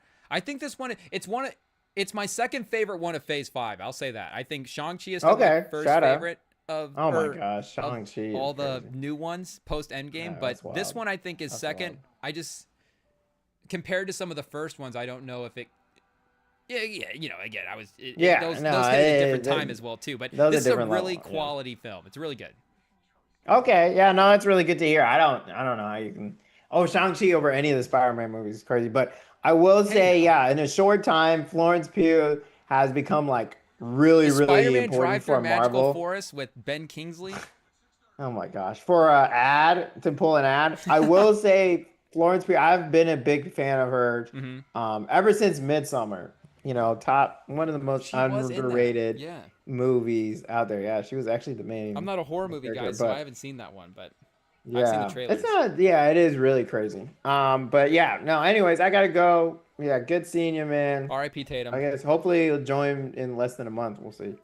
We'll No, see. you're a busy Definitely guy. Busy NBA year. draft time. Yeah, NBA draft. We gotta join. Yeah. Gotta hop on. League's rigged. All right. Always. All right. See Good to ya. see you. Hey, there we go. Oh, wait, double camera. Okay, we're back, chat. Thunder versus Nuggets, first quarter underway. Poor Sam, chat, having to come to terms with the fact that the NBA draft lottery is rigged. But we all have that moment. We all have that moment. It's just the moments that we need to do like a timeline of sports fandom, because everybody has well, I guess not everybody, but 99.999% of us have the moment where we realize we don't go pro. We need to do the everyday man's guide to the sports timeline, where it's like, wait a second, I'm not going to go pro. Wait a second, the leagues are rigged. What's happening? The sports world that I knew as a child is different, chat. But it is what it is. Like we said, maybe the games are, but who knows? Maybe the league loves Sam Presti, and they're just like, we're going to rig it so everybody else in the league is crazy, and they're just going to give all their picks and good players to Sam Presti, I guess. But like we said, chat, in the Spurs gear, we're not going to complain too much. A league, keep writing the script the way it is. Whatever the Spurs are doing to favor the AI programming, chat, just keep right on in that same path. And it was fun at the draft lottery as well to see Brian Wright and Mitch Johnson there representing the Spurs. Brian Wright's been in that manager spot for a couple years now, but now the full sort of, and I guess, again, not like Pop at this point in his career would have been showing up at the lottery, but it's like, yeah, this is the Spurs organization now. And Pop, of course, El Jefe behind the scenes. Pop is just full Marlon Brando now, behind the scenes, just organizing everything. It's who's calling in the moves. It's going, the NBA won't be able to actually track any of the moves to Popovich, but we all know that he's the one running everything. Unfortunately, Brian Wright would be the fall guy if there was ever, I guess, the Spurs aren't going down, but in the mob movie version of it, which Sam did send me a post, people referring to the lottery as a Rico Harrison, some sort of theft right in front of it. I guess a Rico is not necessarily a robbery, necessarily, chat. We'll have to go back and watch Goodfellas and get... I mean, you could take somebody down for a robbery on a Rico case, but you could maybe use Rico for more. Because they use, obviously, Rico in The Dark Knight as well, too, and they're doing a little bit... They're robbing, and there's money laundering, and... more stuff. Yeah, a little bit more extensive mob work in The Dark Knight versus maybe some other movies, chat. But I guess in good, the mob is always operating the same sort of, drugs, money laundering, robbing airports, and just whatever the basic checklist is for mob stuff, chat. But let's take one more quick break, because I guess we did promise a Giannis trade machine night, and we were talking a little bit about it, and I gotta be honest, when we did stumble on that one idea, there is an idea that we had there for the Thunder. I was like, uh-oh, do they become even more dangerous in the Giannis conversation for the trades? But I guess we can get into hey, yo, pause. We can get into it on the other side. Let's take a quick break. First quarter underway. Oh, Nuggets back down by one, chat, making it close.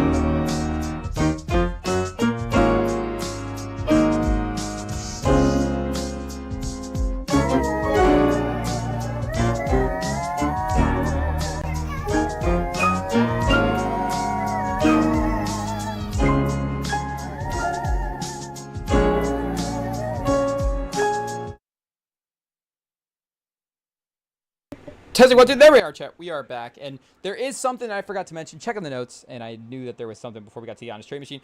I did want to say on the Tatum injury real quick. Of course, you know, the Celtics' future and all that stuff can be hashed out once their season is over, chat. Once the Knicks officially eliminate them from the playoffs, and like we were saying, you know, there's some bigger picture stuff that may have even some different bigger picture stuff that may have evolved if they had lost the series with Tatum healthy, but who knows, honestly, at the end of the day, how much it changes. Maybe it just forces their hand in a way on the moves that they do need to make.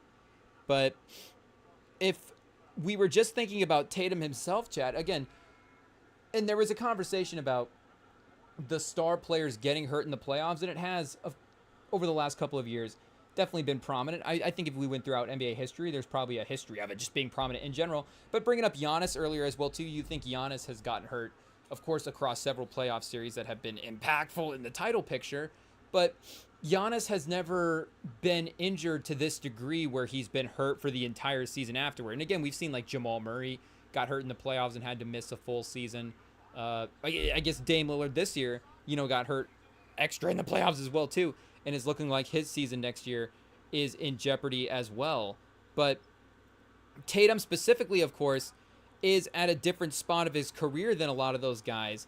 And I was thinking about guys at the peak, you know, and an unfortunate thing to think about, unfortunately, but just guys at the peak of their power where we have to lose this type of season, because the only injuries that I could think of like this were injuries where it was, unfortunately, you know, and maybe this is why they stand out, but dramatic in the, you know, maybe the other way, chat, where again you think guys, because a guy like Steph or a guy like Durant getting hurt for a long extended period of time and then making their way back, you know, they were a little bit farther along in their career, so maybe it gives you hope for Tatum in his recovery. And to be honest, I'm not going to say that I'm not worried about him, but with the modern NBA, it does feel like, oh wait a second, chat, what do we got going on here?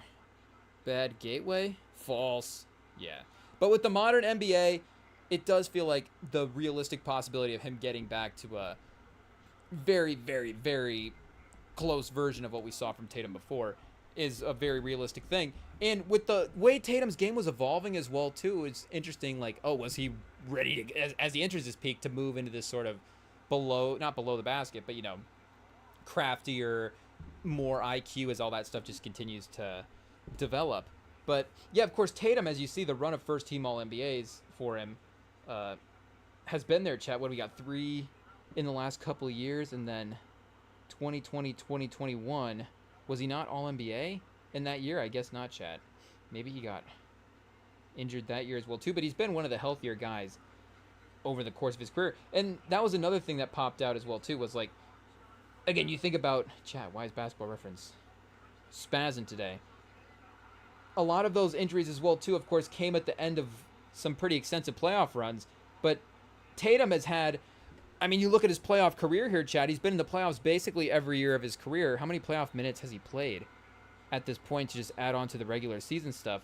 An extra 4,700 minutes in the playoffs, Chad. An extra 120 games through the first 8 years of his career. So he does, if we went minutes played, guys 26 and younger, he probably is one of the higher minutes played guys. So his usage rating as well, too, entering his peak years, his mileage anyways, is probably chat is probably a little bit higher than some of the other guys as well, too. So yeah, I guess just the last 3 years first team All-NBA. Then you imagine, you know, at least another first team. He'll be first team All-NBA this year with the Celtics winning 60 plus games in the regular season as well. But here, going back to that first team All-NBA page, you know, it's unfortunate again to lose that season at the peak. I guess, you know, Kawhi, Chad, the Kawhi memory just erased from our minds. But Kawhi would be the other example. And his injury, I guess, see, his injury is different, Chad. We weren't validating Kawhi's injuries really what it was. We weren't considering it a real injury. Oh, Denver got the lead. We should pay attention to the game, chat. 24-21. But, you know, like, but he was injured for most of a season in San Antonio. You know, even if he did sit out, he did lose a big chunk of those games. I guess Davis as well, too, chat. Did he miss a full season? What was his most missed games at the peak of his power. So at 27, he played 36 games in 2020, 2021.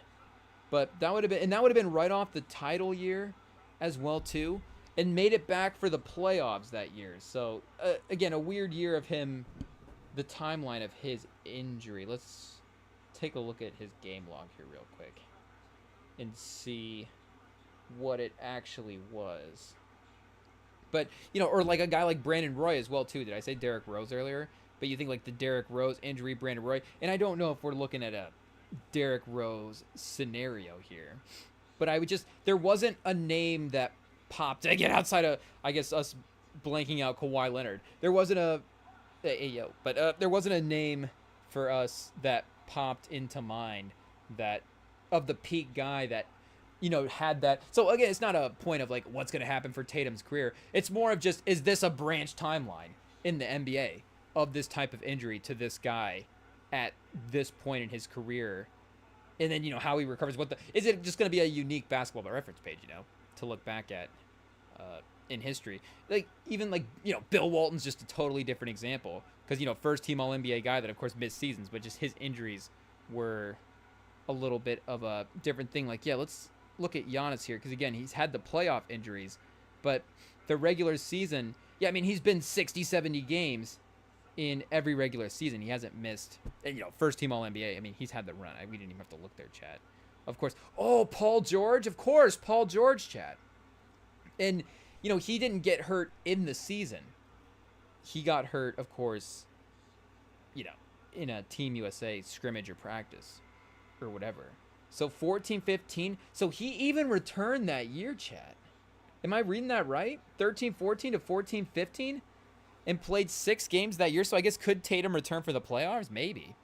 But, if George was able to make a full recovery off of that injury. And, I don't know if we were to examine his career, how he looked as a player pre and post. But you look at the accolades that he was able to accomplish, and, you think about where he was in general. Could he have ascended, he gets hurt at 24. Could he have at 25, 26, 27 been a best player in the league candidate? Though, he's not super far off from being the peak guy that Jason Tatum is.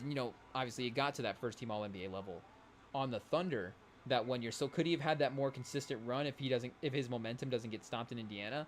Maybe, but him being a second guy like that who is like, oh, he's playing out of, calling him Tatum, but maybe a Jaylen Brown Finals MVP type is maybe a little bit more realistic. So I don't know if it ultimately stopped him from getting to the peak version of himself, which, shout out to Paul George, but maybe the run that he could have had, again, just the multiple years strung together, obviously did get breaking up a little bit. Lillard, again, missed some time at the end of his career a little bit. I guess, did Russ have a season?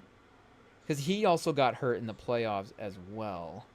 9, 10, 11, 12, 13, 14, 15, 16. No, I don't think he missed a full season.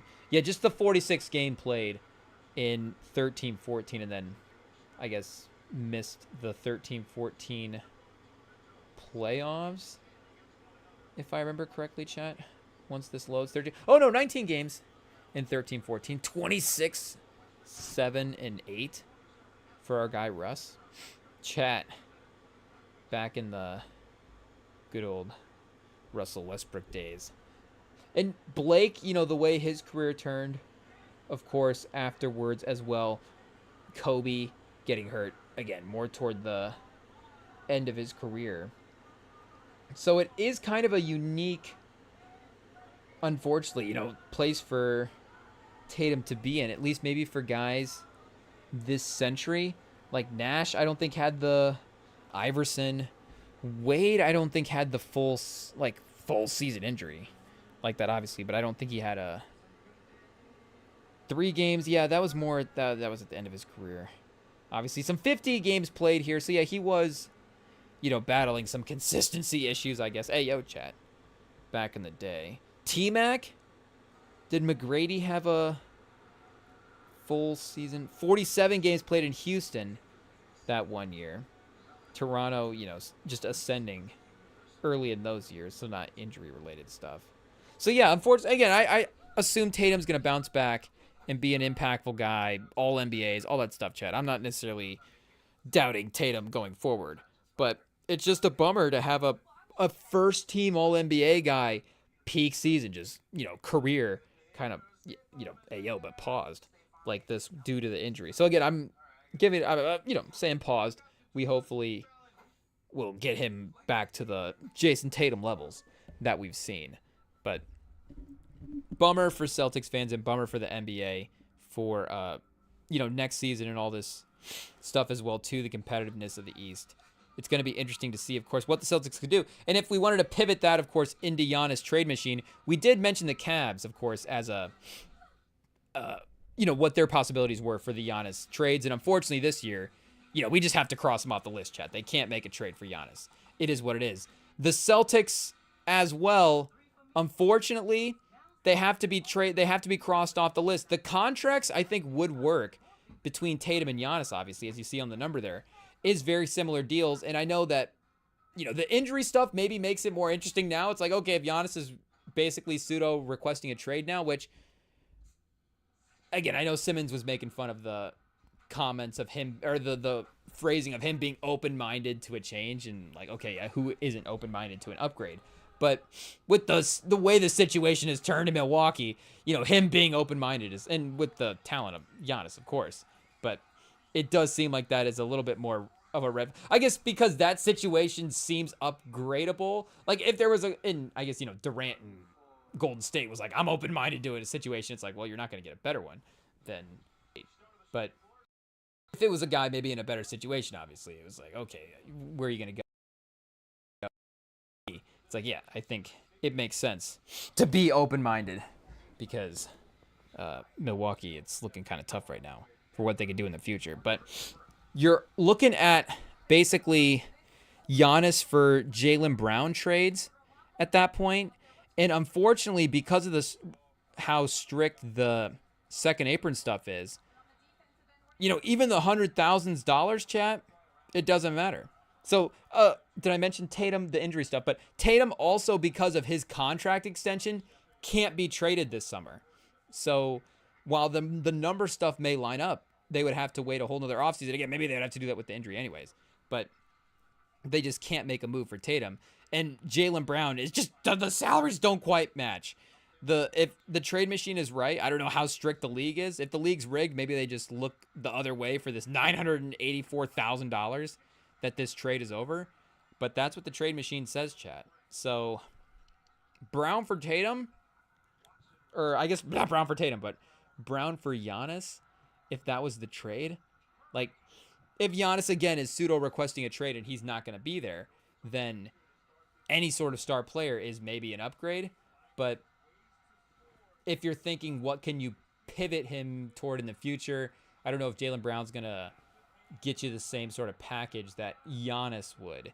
And does he have the ability to set a franchise in the same sort of way as a star player? Not to the degree that Giannis does, but can he sort of, be an interim star in that way? It'd be interesting, Chat, but I don't know if the player-to-player thing is quite there. If the Celtics had a pick or something too that they could throw in, maybe you're talking Pritchard, Brown and Pritchard. Oh, but they can't aggregate as well. So yeah, that is definitely going to make that a little bit tougher. Let's see here, Chat. Who did he say as the other? Sam mentioned the other second apron teams as well. Phoenix, we know, is a second apron team. So Durant for Giannis 1-for-1 is probably not going to work out. But Booker for Giannis is obviously very interesting. If you're Milwaukee, I think you obviously have to talk about it, getting a star player like Booker, and you're like, okay, well, maybe Booker does just request a trade in a couple of years. It's like, oh yeah, Milwaukee's not for me. I don't want to be here. And you're still in the same spot with this trade fails as well too, Chat. Is Giannis too much? Another $984,000 situation, Chat. So the Suns might be off the table as well. And I guess Giannis and Durant, if you're the Suns, you probably do that as well too, just because Giannis is an upgrade from Booker. So maybe that's a win-win if the league is able to look the other way. And definitely a little bit more tempting than I think Giannis for Jaylen Brown. But you're probably... Would Bradley Beal waive the no-trade clause in a 1-for-1 with Giannis?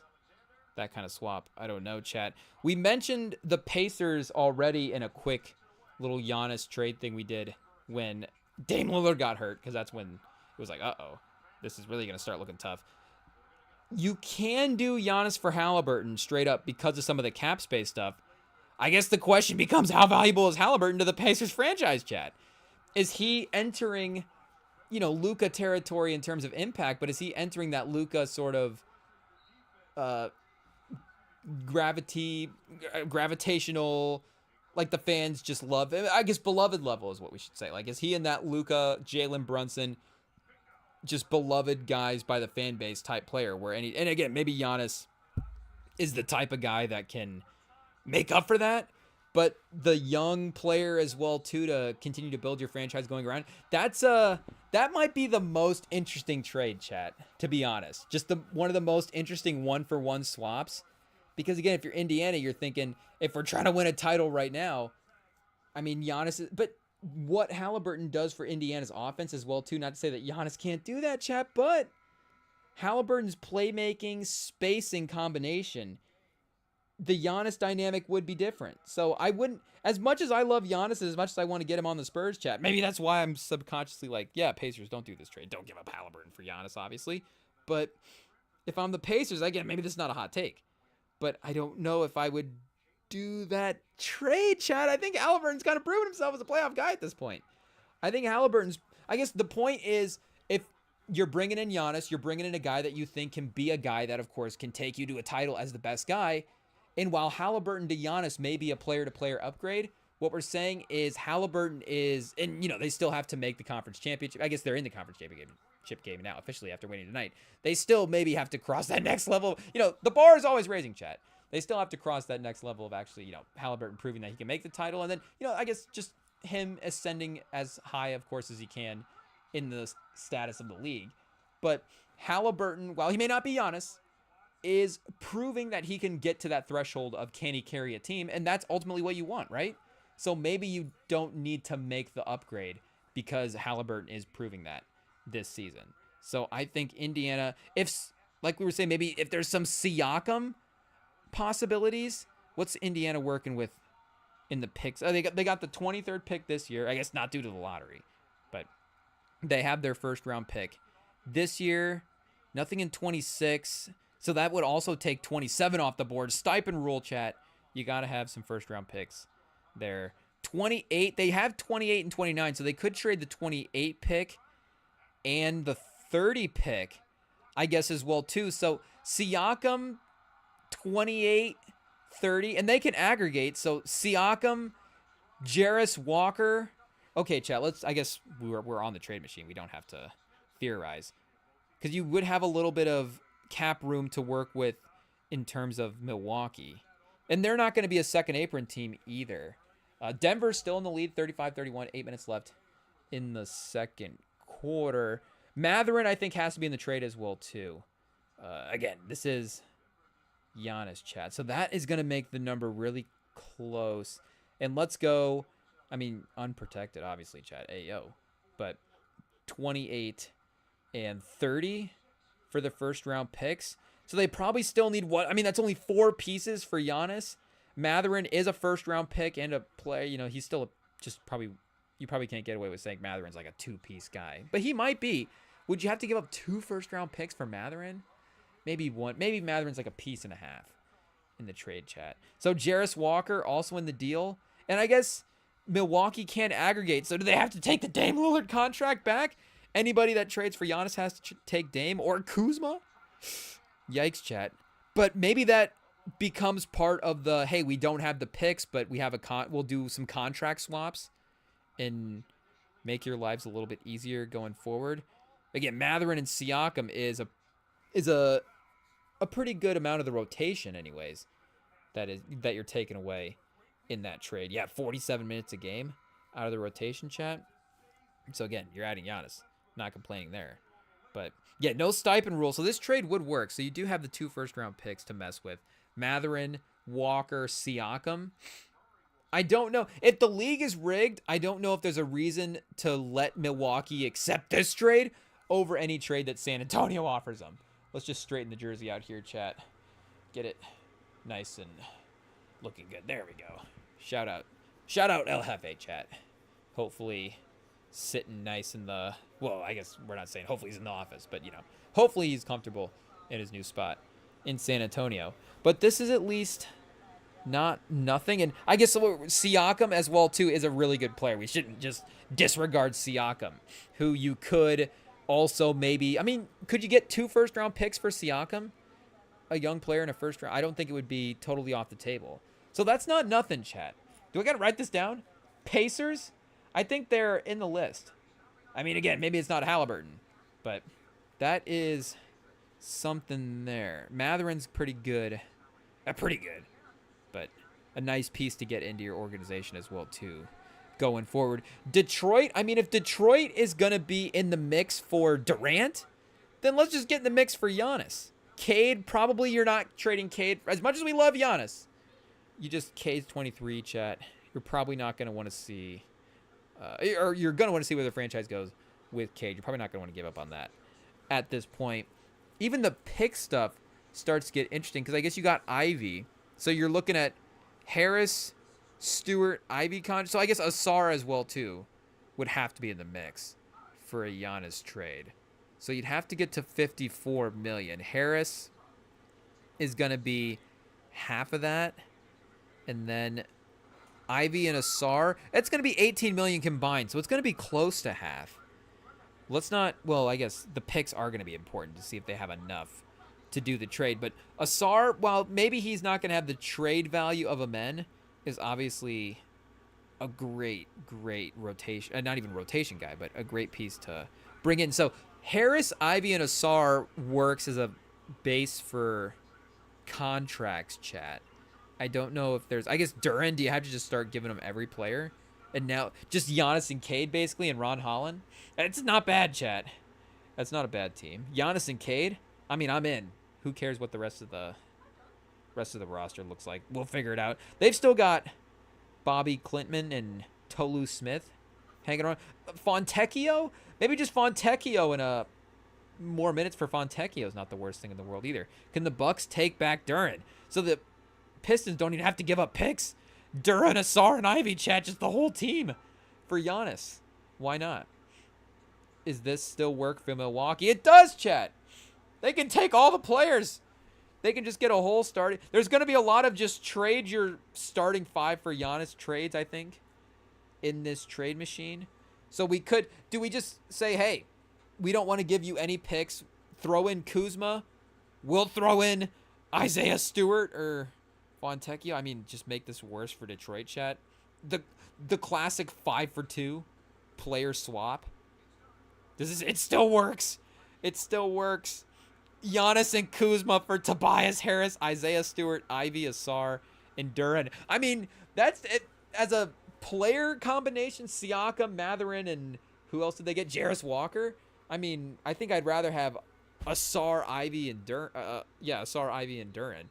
And then Isaiah Stewart as well, too, is like, that's at least that's a rotation guy. Harris is an expiring deal. Maybe you get a couple of seconds for him or something at the deadline. I don't know, chat. But if you have Ivy, Asar, and Duran, you can still probably tank in 2026 as well. Those guys next to Kevin Porter Jr. and... Oh, chat, wait. Why did we go back? We're still on the trade machine here. Kevin Porter Jr. and who else? Andre Jackson is a young guy. I guess they traded A.J. Johnson.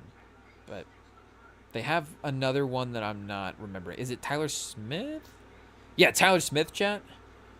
A.J. Green, I guess. Why did they trade A.J. Johnson? Mistake. The future of the team right there, especially now that Giannis wants out. Orlando, Paolo off the table, unfortunately. Probably not going to happen.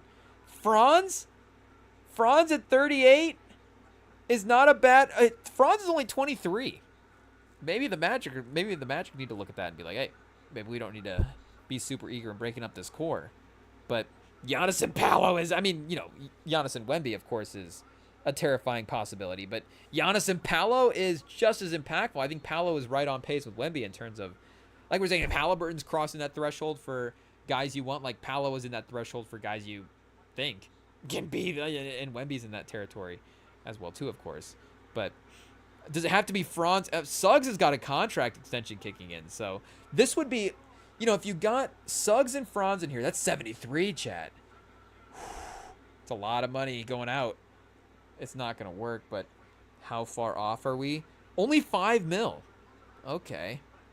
Because the Bucks do have a little bit of salary space to work with. If you think you're getting 2 guys like that, then you'd want to work you'd want to use your salary space anyways. So Kuzma, do the Magic just have to take Kuzma back? Yikes, chat.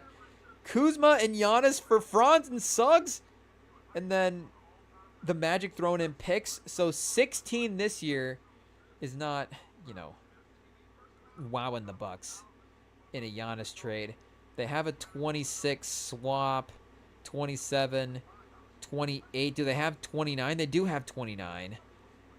And 30. So do they have to go 28? So those 2 players and 3 first-round picks, that's a fat move, chat. But you're also getting you also have to take the Kuzma contract back. So maybe they get the 31 pick off the table for the Kuzma contract. But so Giannis and Kuzma for Franz, Suggs, and 3 firsts. I mean, if you're the Bucks, this is the best trade we've gotten so far. You're definitely taking this one of all the moves. That Pistons move was kind of nice as well, too. But, it failed. Thankfully for the Magic, this one failed. Okay, we saved him, chat. 2.8 million? Too much? One more player the Magic have to trade out? Uh-oh. The Bucks are getting Jet Howard. I think that's what's going to happen. Jet Howard, 5. Oh, De Silva? Corey Joseph, team option? Do they pick up the team option and trade Corey Joseph? I mean, Jet Howard may still have value, Chad. I'm not writing off Jet Howard as a rotation. Maybe if you're the Bucks, you want to try to snag him up. So Franz Wagner, Jalen Suggs, Jet Howard, and 3 firsts for Giannis and Kuzma? Calling in right now. Milwaukee. Are we auditioning for scriptwriter for the NBA? Can you find that job on Indeed? Give us a application for NBA scriptwriter. Make no mistake, you're going to see a lot more. It's like, how did San Antonio get the #1 pick and they won the title? I didn't even know that. Did they change the rules? It's like, you didn't know that the NBA script had a rule change in the year the Spurs won the title, but weirder things have happened, I guess. So the Magic very much in play, Chad, if you're going to give up Franz and Suggs. For Giannis, and I guess the longer term contract stuff, like you would maybe you could flip Kuzma as an expiring next year for some stuff, and the 3 first-round picks. That's a lot, chat. I'm not sitting here blind. Obviously, Giannis is on the table, but it's not the start of something. It's definitely too much. So take a first-round pick out. Franz, Suggs, Jet Howard, in 2 firsts for Giannis. I mean, again, this one's the 16th, so it's not crazy. You're not getting a franchise piece right away, and then you got to wait till 28. Paolo, even if Giannis is 32 or 33, again, him with the young star is obviously going to be terrifying as well too. So again, I guess just in theory, if the Spurs, it's like, can we pair him with Wemby, and then, but they also do have Castle. So I guess in theory it'd be maybe Suggs is in the Castle role. Obviously a different point in his contract. So maybe let's take Kuzma off the table. Franz and 2 to 3 first round. Franz, Jet Howard. So maybe that's Anthony Black now instead of Jet Howard. Franz, where's Anthony Black at, chat? Get a nice rotation, young roster guy in there. Maybe he can develop into something a little bit more as well. And then maybe that other first. Oh, it's too much, chat. $7 million more out the door for the Magic. So Jet Howard back on the table. So Cole Anthony's got to be in the trade. Uh-oh. Now we're figuring out how to get Kuzma back in it, chat. So maybe Kuzma for KCP kind of swap. Jet Howard. Bitsida? Bitsida's kind of nice, chat. You get Bitsida in there as a, am I saying that? Batazde? You get him in there as a center. I guess you could probably just put Wendell Carter into the trade as well too. But we know it feels like these teams are always willing to compromise as well too, just to get the deal done. They might value Cole Anthony's ability to score, maybe lead a second unit. Cole Anthony, Anthony Black. and Franz and some picks for Giannis. I mean, if you're Milwaukee, the idea of getting Suggs and Franz and all those picks is definitely a little bit more tempting. But maybe this is a little bit more realistic. But the Magic could be sleepers as well. And I know, again, maybe the fit of the way that they're going to stretch the floor. Like, Wemby does feel like he's going to develop a jump shot, or at least try to, over the course of his career. So maybe there's some versatility with him with more players versus Paolo. Maybe there is going to be a space thing that you're going to want to focus with. And not to say that Giannis wouldn't be the one that you want to compromise for. But they're a sneaky team, chat. I think they're a sneaky team. I think Atlanta is a sneaky Giannis team as well, too. I mean, Jalen Johnson is just a sneaky if you're going to trade a A-plus guy like Giannis, or, you know, I guess if Tatum is on trade list now or whatever, chat. You know, who else would he... I guess Giannis is the name at this point. You know, do we have to pull up Ringer Top 100 just to get rid of, you know, Steph? They're not going to trade Steph. Like, I guess Booker. You know, Booker for Jalen Johnson, maybe. That type of deal. But Jalen Johnson for Giannis, you know, again, Giannis and Trey, is that like I mean, that's what you're going to put on the poster, but is that what you're thinking long-term? That's the duo that gets us a title? I mean, maybe you're just thinking Giannis and a second player is going to get you the title, and then Trey. It's like, okay, it doesn't... If it's Trey, it's Trey. If it's somebody else, it's somebody else. But just the idea of Milwaukee getting Jalen Johnson. Atlanta also not stacked with picks. They've got swap rights on some stuff, so they may not be able to send out the most assets of any team in the league. They can trade. Let's just see if we get stipend ruled on any of this stuff here, chat. So if they go 25, which is, I guess, 13 from that Sacramento pick.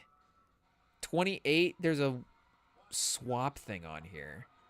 So maybe they trade him 29 and then 31. They don't have their first round. Oh, I guess we won't know if they have their first round pick in 32. That might be the snag. So I guess let's find another contract. We can adjust the contracts here if we need to. We'll figure out if those picks stipend rule at all. But Jalen Johnson as the main piece. I guess does Ricochet have to be in the trade as the number one pick? He might have to be, chat. He might have to be. Ricochet and Jalen Johnson in 3 firsts for Giannis? Oh, it works. It works. 10 million off, 10 million more for the Hawks to take on Giannis. And you give up 3 firsts and 29 and 31. And Jalen Johnson and Ricochet. So basically 5 first round picks, essentially, for Giannis, of course. I mean, totally worth it for Giannis. But then you're thinking your team going forward is what? Giannis and Trey, and you don't have the assets to build the team going forward. So that's the problem, is you're already kind of thinking, what is the team like with Trey on the team? Is that the place we want to adjust if we're making moves going forward in the future? Now you're sort of locking him in as an essential guy on the team, which is not bad, but is that the direction that they want to go this way? You know, you'd still have a Kongwu as well out there, chat, and you would still have, I guess, Terrence Mann as well, too. Does he count for this conversation? Dyson Daniels, of course, how could we forget Dyson Daniels? Kobe Buffkin still on the team? Yeah, chat. So Giannis, Trae Young, and Dyson Daniels in a kind of depleted roster is maybe, again, Atlanta, if you could go Trae Young and Dyson Daniels maybe in the picks, is that enough for the Bucks, chat? Because Trae Young is another guy. Do you think, okay, he gives us a marketability without Giannis right away, and then maybe we can do a deal in the future to set us in a different direction if we need to? I know Trae Young already has certain things, but maybe a change of scenery is good for him in that way as well, too. Trae Young, Dyson Daniels. So you basically think Dyson Daniels in 3 first, and then, you know, whatever the Trae Young piece is for Giannis. It does work, chat. It does work. The problem is this to me would be more of a, if the Giannis trade request leaked, pause. But if the information got out there as a little bit more aggressive than it is right now, where it feels more, again, it feels maybe like open-minded. Not that it's not the right term, but it doesn't feel impossible, obviously, that he's back in Milwaukee next year. As a delusional Spurs fan, like I'm saying, I'm getting that feeling that the league is scripting this out for Giannis to be in San Antonio. But maybe if Giannis actually has some autonomy in the situation, then Milwaukee, of course, is a very realistic possibility still for him to land into. He's not in that I can't be back in this team. But if it did get to that, okay, we need to request a trade, what is out there? And not to say that, again, you would be limited in possibilities. But this would feel more, and maybe like he requested trade to Atlanta, like it ever got that specific. But I don't know if this would be their first potential trade that they would snag up. But this is not bad. And again, I'm not a, like Giannis for Trae Young wouldn't have been the first thing that came to mind as a potential Giannis trade. But that does set you in a nice way going forward, I think. And like, do you become Atlanta? But Dyson Daniels is obviously a nice piece to have. And then those Atlanta picks in the future, that's the thing. Those could be interesting, chat. So, and if you're the Hawks, now this version of the team is Giannis with Jalen Johnson and Ricochet. I mean, Giannis kind of fits into what they're doing there with that lineup of wings. And I know maybe they want to focus more on the three-point shooting as well, too. But you think Giannis, again, is the compromise of that spacing. Would make a lot of sense. And I guess Jalen Johnson as well, too. But Giannis and Jalen Johnson can figure it out, chat. Ricochet is going to be a 40% three-point shooter, so they won't have to worry about that. You don't have the 13th pick either to add to the roster. So that'll be interesting. But that's not nothing either, chat. That's not nothing. The Hawks have the ability to get in the conversation, I guess, if they want to. Chicago, the problem is I don't know if Chicago has the players, unfortunately. They may have the picks, 12. I guess, yeah, they have their first round picks, 25, 26, 27, 28, 29, 30. So they could give them the 4 to 5 first round picks if they needed to. But like we were saying with San Antonio, at least there's a certainty of the number 2 pick this year where you're like, okay, we're getting Harper, we're getting a guy. We have the assets to build around him as well, too. And again, it's with some trades, like the Bridges trade is one where you can overwhelm them with picks and then not necessarily throw the players back in the same deal, because that Bridges trade, you look at it and go, oh, how did they get all these pieces for Bridges? And they did get a lot of picks, obviously. They did give up some picks to get Bridges, of course. But I think the Knicks as well, too, like only gave back Bogdanovich or whatever as a contract. So it's not like they were giving up big rotational pieces, or the Nets were necessarily getting great trade value from those type of spots. So, like, is Milwaukee going to get the same value from the player spot? Kobe White is interesting. Vooch, if you did a Vooch, Kobe White combination, now again, we're just trading the Bulls starting 5 for Giannis at this point. With the picks, Dosunmu has to be in the deal, chat. If I'm running the Bucks, or if I'm running the Bucks, we have to get Dosunmu in the trade. Oh, I guess, whoops. Only Chicago would trade 3 players to the Bucks and not request Giannis back, chat. Or is that our bad for not updating it in the trade machine? But I feel like it would be something that the Bulls might accidentally do. Or Nico Harrison as well, too, of course. So $1.5 million. So close, chat. So close. One more contract, or swap out Dosunmu, swap out Kobe White. So Matas, does Matas have to be in the trade? Oh no. Bulls fans. Yikes. It just starts becoming depleted rosters. And if you're Giannis as well, too, if we have to look like what situation are you going into? You're going into the Bulls with that roster and no picks. It just becomes a little bit bleak, chat. A little bit bleak. Miami, Giannis in South Beach. I mean, if we're looking at a team where Giannis maybe is willing to go to like a, hey, the roster's not in full set, like outside of him joining another young star like Wemby, where it's like, okay, maybe the 2 of us at some point can just overpower whatever the rest of the roster is.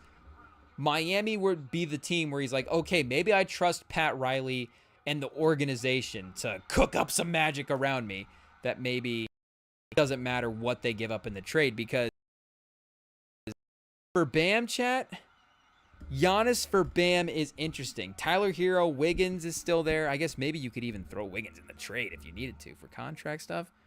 Ooh, it starts getting a little thick there, chat. Duncan Robinson in the deal. Oh, chat, Ware's got to be in the deal. Yeah, you got to get Ware if you're Milwaukee. And probably Jovic as well, too. Hawkes is also got to be in the deal. So Hawkes or Hawkes? Did I just put those names together? Jovic or Hawkes if you're Milwaukee, or both. So you still have a $13 million in cap space to work with here. So it's not like either of these guys are necessarily going to close that gap in a major way. Pause. But just as a piece to get back, Kyle Anderson is a contract. Yikes, chat. Yikes. I think it kind of has to be Hawkes.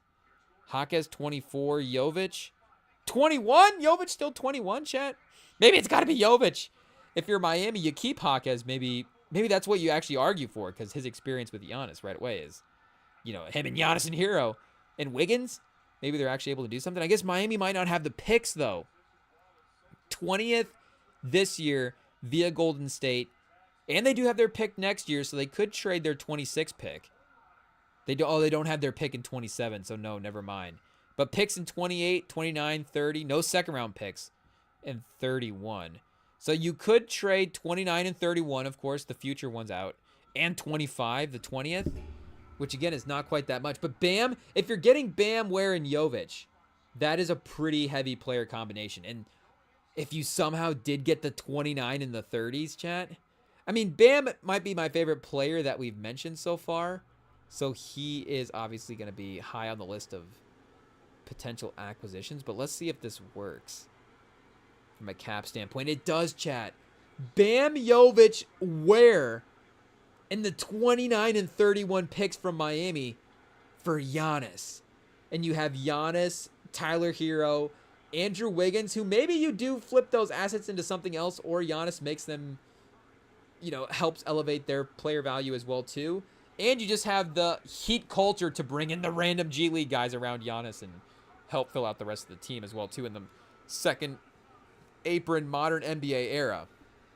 And maybe Giannis and Bam as a defensive front court is a guy that you'd want to keep around. But just think about what you're basically, Jovic, Ware, and the 2 first-round picks is the cost to power up Bam into Giannis, essentially. I don't know. It might be worth it. And if you're Milwaukee, I guess the thing is, Bam is a little, he's not necessarily like a let's restart the franchise around Bam Adebayo. Like, Bam is kind of who he is at this point. He's more in his later 20s, kind of a guy that you think would be a second maybe player on a title team.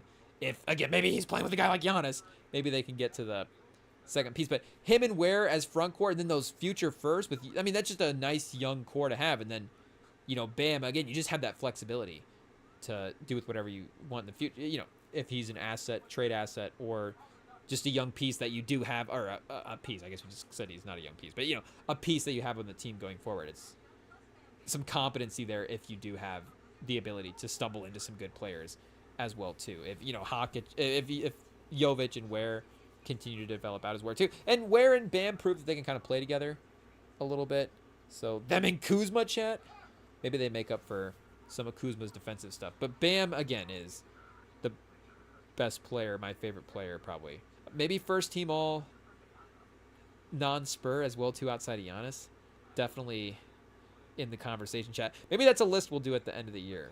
Maybe that's a new yearly list, because, it does change quite a bit. Monthly list, just a new daily list of who's our favorite players. Giannis to the Raptors, another team that is just like, Giannis, what are you going for? But I guess the other point in it, and maybe that's another important point with him in Miami, is even if Miami gets a little bit more stuck with some of the contract stuff, you feel confident in their ability to find that talent in the margins, in the G League, and in the developmental stuff, where they can put the rest of the roster around their star player.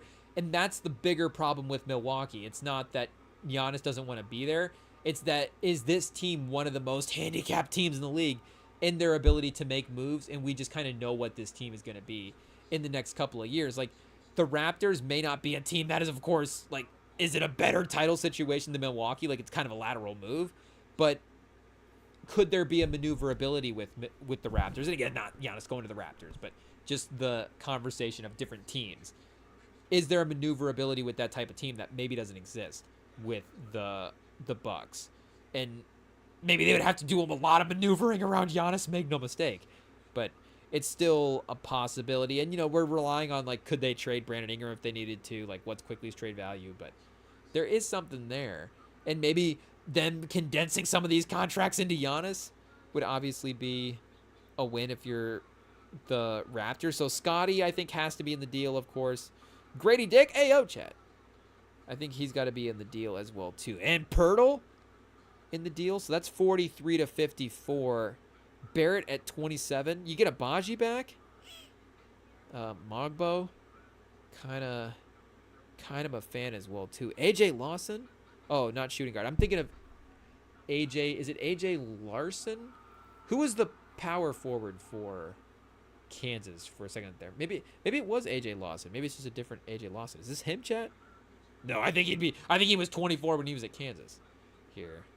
Little Kansas corner. Wait, is Sam back on the Zoom? What happened, chat? Why are we doing a Kansas Jayhawk corner here? But this is another sneaky all favorite. Yeah, was it AJ Lawson? Let's see here. 19 to 21. No, that's the guard again, chat. Okay, we've confirmed it wasn't AJ Lawson. Was it not an AJL name? I guess we'll just have to go. Are we just going to have to go through every year of Kansas basketball history until we find it? But it was recently within the past, definitely 10 years. But was it within the past 5? I don't know if it was 2020s. It was a national title team. So we know that at least it was before that. The year before, Marcus Garrett, no. Abaji, no. Chat 21-9. We'll get there. Don't worry. Ooh, Azubuike, Jalen Wilson, Christian Braun. No, I think he did get NBA opportunity. I don't know if he got the ability to get the NBA logo on his name. It wasn't KJ Lawson. So maybe it was AJ Lawson. No, because that guy, when we looked him up, didn't have a Kansas jersey on his resume, chat. Makai Luke, Devontae Graham. Maybe it was after the national title game. Am I crazy? Well, we know our research skills cannot be the finest at times. So I guess we're still in the 10-year range here. But I thought it was after these Devontae Graham teams as well, too. I thought it was one of those him kind of solo. So let's just go through these 2020 years that we skipped over. And if I don't see the name that I think or I just am not thinking of the right person, I'll have to go back and look and be like, oh, wait a second. It wasn't an AJ. Maybe I'm thinking of the brother that was KJ or whatever. But who knows? Chat McCullough. No. Not the guy. Okay, 2021, 2022. Oh, this is the national title team. Remy Martin on the national title team. I forgot about that, chat. Shout out the Arizona State transfer. Does it have the relationships on the page, chat? Maybe if we go to KJ Lawson's page, it'll give us like a brother or something that was in the league. Was it? Oh, Diedrich. Here it is. Yeah, Diedrich Lawson, chat. So KJ was the brother, not AJ. Okay, that's where I'm getting it mixed up. Diedrich Lawson, yeah. High school All-American, 2-time All-AAC, then transferred to Kansas. Led the conference in scoring. Yeah, 3rd-team All-American. A little Janai Broom-esque. You see, kind of in the stat line, yeah, 19 and 10. That back to the basket-ish forward.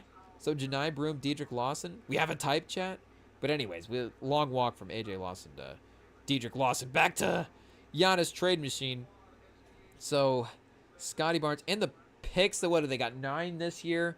You could go 25, 27, and 29. So they can give them some more instant picks where those teams maybe they feel like, oh, we're now trading Giannis.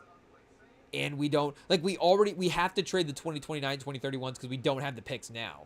So it's not like we're just choosing to give those picks out. It's like we don't have the ability to upgrade the team in the draft now, and we're sacrificing more of those assets that we have on the team already, in some of the trades that we just went through. So at least this team, I guess they couldn't give them 2026. They'd have to make that trade on draft night, which I guess is a possibility. So the 2026, and if they did do that trade on draft night, they could go 2025, 26, and 28. Otherwise, if they made the trade beforehand, or I guess afterwards, you can go 26, 28, and 30. Or you could go before the draft, if it's in the next month, I guess. 25, 27, and 28. And then you kind of sneaky get away with trading 2 future first-round picks if you think about it. Because, again, this pick is kind of already happening, I guess, if you want to have even more half-glass-full type thinking. Again, if you're bringing in Giannis, you don't have to necessarily do that. But Walter and Abaji traded again, chat. Grady Dick, Scotty Barnes, Abaji, and 3 firsts for Giannis. I mean, it's getting up there for the biggest hauls that we've had. But the Raptors immediately 6 wins better by bringing in Giannis, and you're thinking quickly in RJ Barrett and Pirtle next to him. It's not much far off from what he's got in Milwaukee right now, chat. And like we're saying, at least they'd have some maneuverability. They don't have a massive contract with the torn Achilles at the end of his career.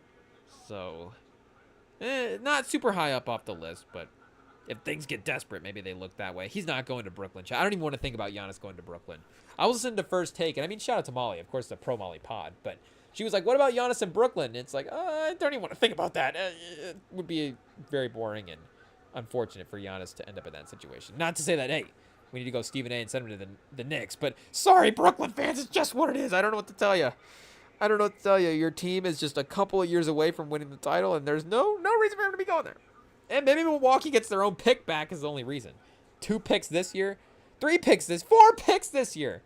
Brooklyn's got 4 picks in this year's draft. Hey, yo, chat. So they're just like, can we trade Giannis for the 2025 draft class? And then sneak and get away with. So, I mean, you want to talk about maneuverability for building a title team. I guess they would have a world of possibilities after trading for Giannis. Literally a complete blank slate. It would literally just be Giannis and all the first-round picks. So maybe that's the most ideal situation. Because I guess, Cam Johnson and Nick Claxton and all the guys are going to have to be in the trade as well, too. But, yeah, Brooklyn, it's not happening, chat. We don't want to think about that. Philly, the number 3 pick. So is Ace Bailey or, pause, Edgecombe. Edgecombe is going to be one of the crazy names. Can we get Edgecombe on the Raptors? Edgecombe and Grady Dick on the same team? Might be too much, chat. An Edgecombe Dick jersey or just jerseys would be wild. But the number 3 pick, obviously a high-level pick. Giannis for Embiid, Giannis for Paul George. Probably not happening at this point. Giannis for Maxey and McCain? Chat, do the Sixers just go, you know what? We got the number 3 pick. We don't want to be young. We don't want to be young. We want to be old. We want to just, if we need to reset, guess what? We can reset in the future when all these guys are up for contract. Because they'll all be up for contract around the same time. 5 years from now, I guess. Okay, thankfully this fails. Morey, he's saved from himself. Oh, very close, chat. 1.1 million. Never mind. Morey, get back in the trade machine. We can do this. Lonnie Walker, team option. He's in. Trade him now. Trade him now, chat. Kelly Oubre? Lonnie Walker. We're pro Lonnie Walker, chat. This is obviously a Wembanyama jersey and not a Lonnie Walker jersey on the back. But pro Lonnie Walker pod, of course. Does this get it done? Maxey, McCain, Lonnie Walker in the 3rd pick, and you're probably going to have to trade more future pick. But Maxey McCain in the 3rd is, that's a haul, chat. That is a haul. And then the Sixers have Giannis, Embiid, and Paul George. You tell Sixers fans 3 years ago or a year ago, whatever, that they're going to have Giannis, Embiid, and Paul George, and they're like, what? We're going to win 7 titles. But, you're going to have 2 of the MVPs in the league and Paul George. Again, I'm saying that respectfully a couple years ago, but unfortunately now that I don't think this move would excite Philly fans, but it would excite them and be like, okay, now is the year we're getting Giannis when our team is just screwed. And these contracts are like, oh, what's happening? Giannis, maybe the one situation is like, you want to play with Damian Lillard? We'll give you 2 Damian Lillards, chat. We got Embiid and George on this team. 2 big contracts that aren't going to be playing next year. But that would be a nice haul anyways, again, if the Bucks were able to get that. The Hornets and the Wizards, 2 anti-Giannis teams, chat. We don't want to see that. But Brandon Miller could be kind of sneaky high up on the list of, like, if we were going to trade Giannis, maybe that's a possibility. Maybe if Giannis is not dictating his landing spot and we're like, we don't care if you want to go to a title team. We're sending you anywhere. Charlotte, you want to get the league. You think the league screwed you over by not winning the lottery. Maybe Utah is the team we need to look over for this. But maybe Giannis in the trade is the piece that makes up for that. Maybe the Spurs, it's like, we will just take Dylan Harper. And then the Hornets can have Giannis and LaMelo or Miles Bridges is probably going to have to be in for contract purposes. And, of course, the number 4 overall pick is going to have to go in. But that Bridges and Miller is still not quite enough. Saloon as well. Maybe you pivot from that pick after year 1, but I still got hope, Chad. I think he's a really good player. And you still got Mark Williams as well, too. Or is he in free agents? Oh, no, there he is. Team option 6.2. So let's go Mark Williams because they're getting the wings with Bridges and Miller. And Bridges is one of those guys as well that could be a piece, could be a trade. That's a nice, versatile asset for the future stuff. They don't have a... They have a 2026 swap, so I don't know if they could... And a 1 or 2 protected pick for Dallas. So, I mean, they're only a couple years off from this pick. Or I guess Dallas would only get this pick if it was 1 or 2 protected. So, I guess maybe the other way, Chad. Dallas is a threat from any spot to get this pick. The Steph Curry of draft picks. They can get a first-round pick from any range. But, or maybe that's more like the Cavs or the Pelicans with more of the history at that point. Miller, Williams, Bridges, and a couple of first for Giannis. I mean, we're getting there, Chad. That's a haul for sure. Again, Giannis and LaMelo. Is that a title team? That's a fun-sounding team, though. Giannis and LaMelo and who else was left? Saloon? Grant Williams? Uh-oh. Giannis has to face the man in the locker room. That Grant Williams, the Giannis. I was going to say the Giannis Slayer, but that's crazy, Chad. Hey, yo. Hey, yo. But the man who hit a bunch of threes against Giannis in the playoffs, and unfortunately Giannis was able to win the title that year, is now teammates with him in Charlotte. This might be actually worst case scenario for Giannis. We got to get out of this Charlotte Hornets team. And the Wizards, uh-oh, chat. Uh-oh. What are the rules about having an international star in Washington? I don't even know if, tariffs would allow this, chat. But, Middleton back to Milwaukee for contract purposes. I guess now we're looking Sar as well, too. They don't have the Cooper Flag pick to dangle in there. And this would be an interesting... I mean, any team to get the younger star and the reset with the contracts is always going to be tempting. But the Wizards are like, okay, we know Giannis is a star. Let's just bring in Giannis. Maybe that's like a lesser version of Luka for Davis, like a more reasonable version of it. Like the Luka before we ever saw him play, I guess. But Middleton and Sar is getting close for contracts. Uh-oh, chat. And AJ Johnson, they're just trading the Bucks back their own players. Would be very, very embarrassing. And just add Sar into the mix. And the number 6 pick, chat, is crazy. The Wizards are much worse than needing the number 6 pick. But hey, the Wizards, if you want the number 1 pick, get better. Get better. Are the Celtics going to get the number 1 pick next year, chat? Is that the compromise? Is that the consolation prize for Tatum tearing his Achilles and just... It doesn't even matter. As long as the Celtics are just in the lottery, they can get the first pick if they're the new record, chat. The Celtics from the 14th slot next year will win the lottery because of the Tatum injury. Lock it in right now. IT. See if we can bet that on FanDuel already. Chat, I'm even not going to submit this trade. They're not doing Sar and Middleton and AJ Johnson and picks for Giannis. The Wizards might not actually have the trade, to be honest. I get they could overwhelm them, but... And I like the guys. Bub Carrington... They sent Bub Carrington to the lottery, and the announcer was like, and Bub Carrington is here. It's like, hey, put some respect on Bub Carrington's name. Bub Carrington, I think all-star upside in the East, especially, Jet. I think Bub Carrington could be a really good player. So I'm not writing it off, Chat. Could Bub Carrington score 20 points a game and make an all-star game in the East in the next couple of years? I'm not writing it off. Do we need... Chat, IT, write that down as a segment.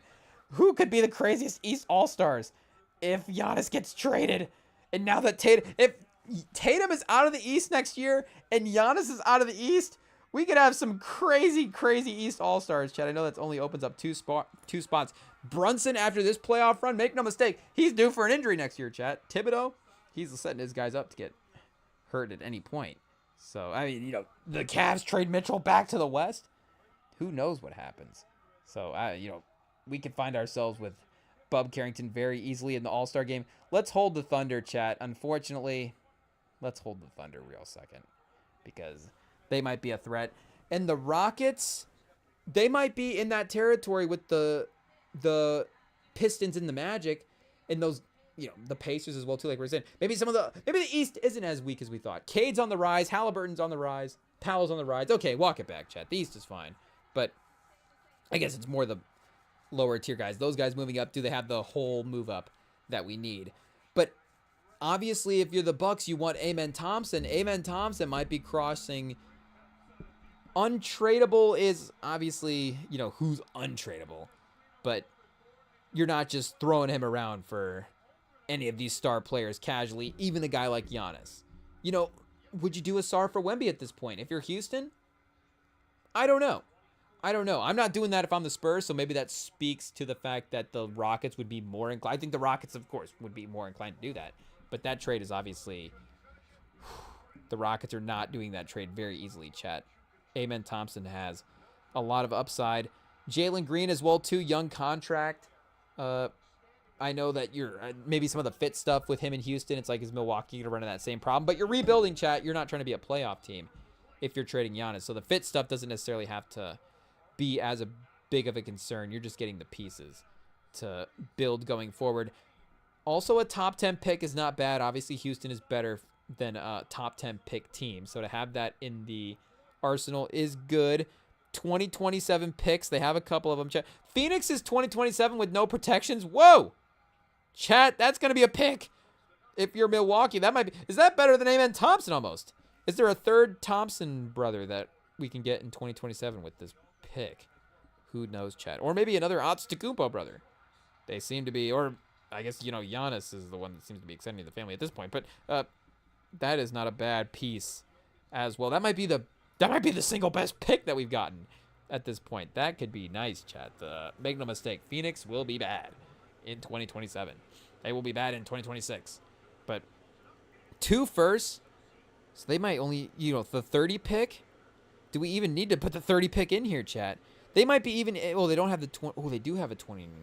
Okay, let's put the 28 pick in here and see if that works. 25, 27, and 28, and Amen Thompson and Jalen Green.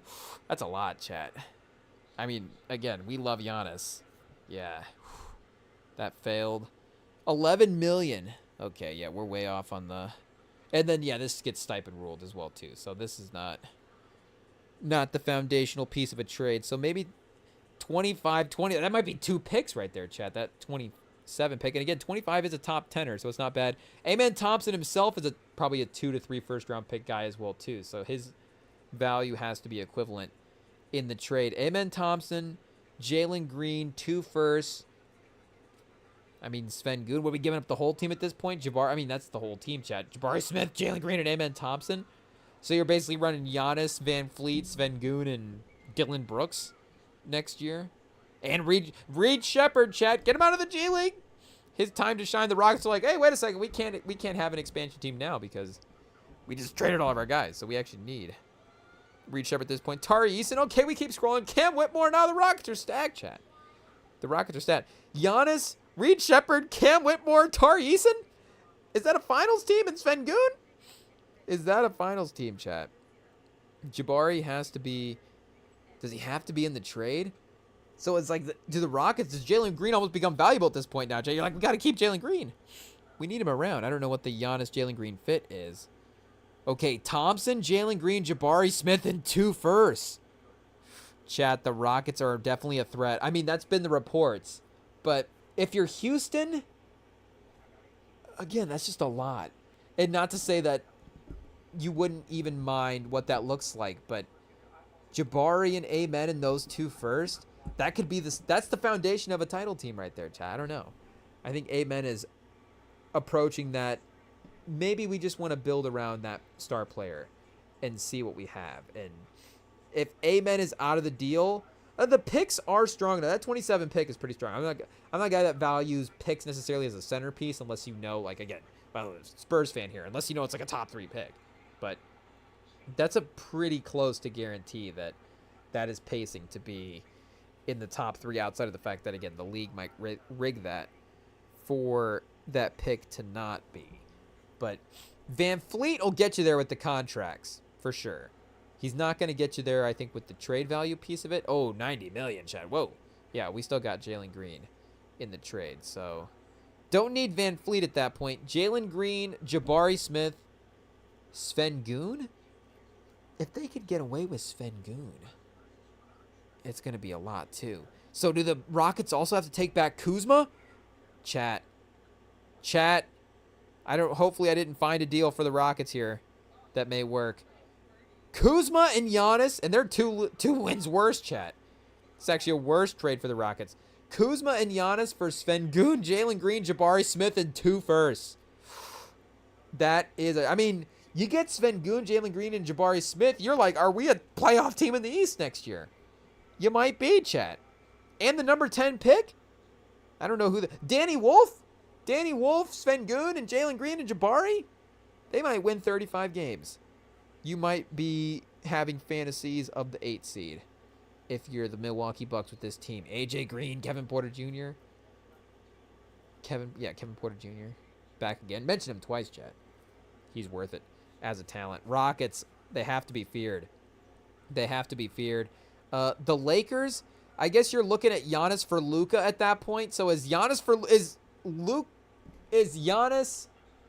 a star upgrade over Luka? Because the player stuff is what it is. But is Giannis a bigger gravitational pull than Luka? And I don't know if it was the trade that made, like, this trade couldn't be as shocking as the Luka Doncic trade. Maybe it could because it's such too high level. Like, it's the player name value, as great as Davis is. You know, unfortunately, Giannis has got him in the legacy rankings. It is what it is. Giannis has been, was number 1 on a title team in a way that Davis wasn't. Okay, and this trade does fail. So the Lakers would need to send out $8 million more. So Gabe Vincent, chat, he's in it. Gabe Vincent and Luka. Is it too much? Reeves and Luka for Kleba, the Dallas combo. It's got to be the Dallas combo, chat. Hey, yo, what's the Dallas combo? Don't look that one up online. But, or do, chat, I guess. Just depends on the mood. But Giannis for Luka and Kleba might work. I don't even think you don't even need to do picks in this one, obviously. Luka is all the future picks as well. Yeah, chat, throw Kleba in there for the contracts, and we got a winner. So Giannis, 4 more wins than Luka. Like, if you're trying to be a better team, defense wins championships, maybe you bring in Giannis, but does it move the needle the way that the league was rigging it for trying to create stars and faces of the league and all that stuff in LA? Try again with Giannis. Luka has maybe a little bit more of a run as well, too, as a star in LA than Giannis would have. But Giannis and LeBron, of course, would just be an insane, just one of the most overpowering combinations that we've had in the front court. Like, you think Hakeem and Samson, chat, in the 90s would be right up there, but LeBron and Giannis could match. I mean, Hakeem, chat, I'm thinking McHale and Parrish. And I mean, Duncan and Robinson as well, too, of course. So this is not, honestly, like, Luka and Giannis, Luka and Cleveland for Giannis is not off the table. It's a very fair player for player trade. But I don't know if the Lakers franchise, chat, would they do that? You start doing LeBron for Giannis conversations, but I don't know if they would they trade LeBron for Giannis? Just go, screw LeBron. You're going to Milwaukee, chat. Would Pelinka be that cold? That would be nuts. But I don't think they would. Maybe Bronny is in the trade as well. But that's not totally off the table, I think. You can't totally count that out. The Nuggets just don't have the move. You got Giannis for Jokic, basically.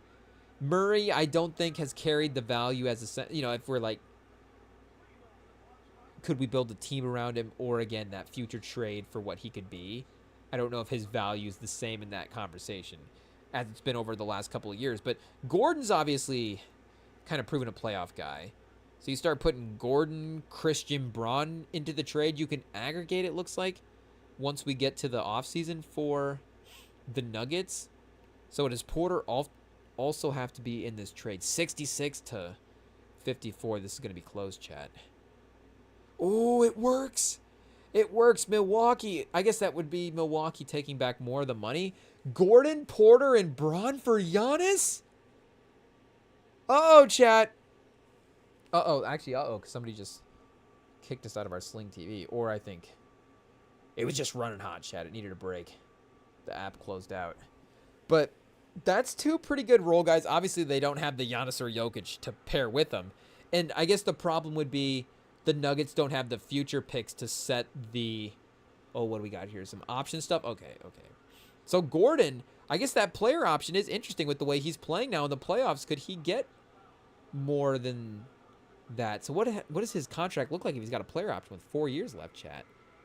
Opt into the... Does he opt into, like, the more guaranteed, or he could be a $30 million a year player after this playoffs. I would not be shocked. Nuggets, he might get priced out. So if he's going to opt in, maybe they opt in a sign-in trade with Porter and Braun for Giannis. And then, yeah, they only have, chat, 26, 28, 30, and 31. Very limited picks. No second-round picks whatsoever to speak of. They literally have 4 picks. That is it. So they would basically only be able to trade players, and I don't think they could get there with the contracts. I think they can make work. If you take Kuzma back again, you can start racking the number up. Put Watson in the deal. Literally just start trading everybody and just say Jokic and Giannis and Murray, we're just gonna overpower the entire league. Like Gordon, Braun, Porter, and Watson for Giannis. If they did have a pick or two, it's not terrible. And again, you're really limited on the bench at that point. Now it's like, okay, Russ, maybe you just have to guarantee you're going to pay for his documentary to get him to opt into this player option at that point. And then Deron Holmes is back healthy. Strother needs to really take a step up. But Jokic and Giannis would be insane. There's no way that Jokic wouldn't make Giannis work with the geometry of the court, of all that stuff.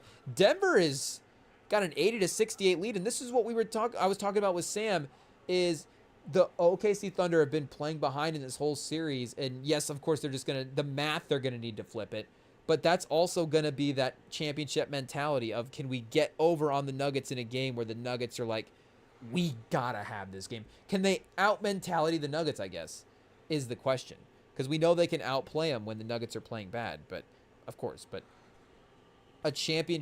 two championship teams battling each other. Can they out-championship the Nuggets? Because that's a great test as well, too, setting them up for the rest of the teams that they play. Obviously, Jokic is going to be the best player that they play in the playoffs, regardless of who they face left. I mean, into the degree, it's not even close, Chad. I mean, Edwards could get there, and looking back, it'd be like maybe Edwards is close, but and I guess we don't want to disrespect Brunson and Halliburton and all those guys, but obviously Jokic is just, at this point, by far the best player left in the league. So him and Giannis might just be worth getting him at all costs. So they're a piece away, chat. They really are like a piece or two away. One more player? Okay, let's get it really extreme. Let's say they just have to take the Dame contract back just to do it, chat. Pause. Just to try to get this salary up. And now you're trading so much. And you don't even have your first round pick this year to get just a guy on a cheap salary as well, too. So what is that? $102 million back. Oh man, Stan Kroenke, get out the checkbook. This is crazy. So yeah, I don't think Lillard is gonna work in that deal, but I don't know, chat. Again, would I say the Nuggets more likely than the Lakers? We're not ranking these teams in the likeliness, but maybe just my fantasy of wanting to see Jokic and Giannis together on the court, I'd move this team up on the rankings. And again, as a player haul, it's not bad. You start trading off the other pieces just to sort of reset the roster. And, again, the future stuff is not going to be there in the same way, but you'll be a competitive team. And I guess you could trade those guys as well. So you could get some first-round picks for Gordon. You get a first-round pick for Porter. You could figure out the rest of the rebuild. You kind of become what Brooklyn is right now, I guess. Is that the goal, chat? And then you get the first-round picks. So it's just, you kind of have to, you're giving yourself an extra step there. But you're also letting us watch Jokic and Giannis play together on the court at the same time. The two best players in the league at the same time, that would be Magic, Kareem, Shaq, and Kobe stuff. And was Kobe the second best player in the league on those teams? I guess he wasn't, chat, because Tim Duncan was also in the league at that time. So, tough stuff. Tough to crack. Pause. Garnett, Weber, chat. T-Mac. Of course, there was some great talent hanging out there as well. The Clippers, as a Kawhi team, or as a Giannis team, they aren't second apron, so they can't aggregate, but the players they have as well, too, just a little bit more instantaneous than the Bucks would be the one I think would be less likely to take a trade than the Clippers. The Clippers, really Ballmer would be going in on the championship hopes. And if there's a guy that would just be crazy enough to rack up the tax bill, I think, just to say, hey, let's bring in Giannis and not care, it might be Ballmer. Norm Powell on an expiring. Zubats, chat. Does he have to be in the deal at this point? So Zubats, Norm Powell, they're just not going to get any picks. They got the 30th pick, the last pick in the first round via OKC. And then 27, there's a little, yeah, they'd have to start looking at like the 31 draft pick at that point. And Powell and Zubats, it's not enough, chat. They are not going to quite get there. Let's see. Who else? Oh, the Timberwolves, they wouldn't be a second apron team. So Giannis for Edwards, would it be Giannis? Again, limited picks. Nobody has their picks, chat. That's why we're saving OKC. OKC's the only team with the picks. OKC and San Antonio. McDaniels and Gobert for Giannis. Naz Reid and McDaniels for Giannis. That's not nothing, chat. That's not nothing. Those are pretty good. It's still going to need one more contract. And DiVincenzo, do you need to throw in a pick? You're going to have to. Naz and McDaniels are good, but those are still like 6th and 7th mans. Yeah, chat. Sorry, Minnesota. You want to give up Edwards for Giannis? If you want to get really crazy? I guess Gobert could be in here for salary purposes.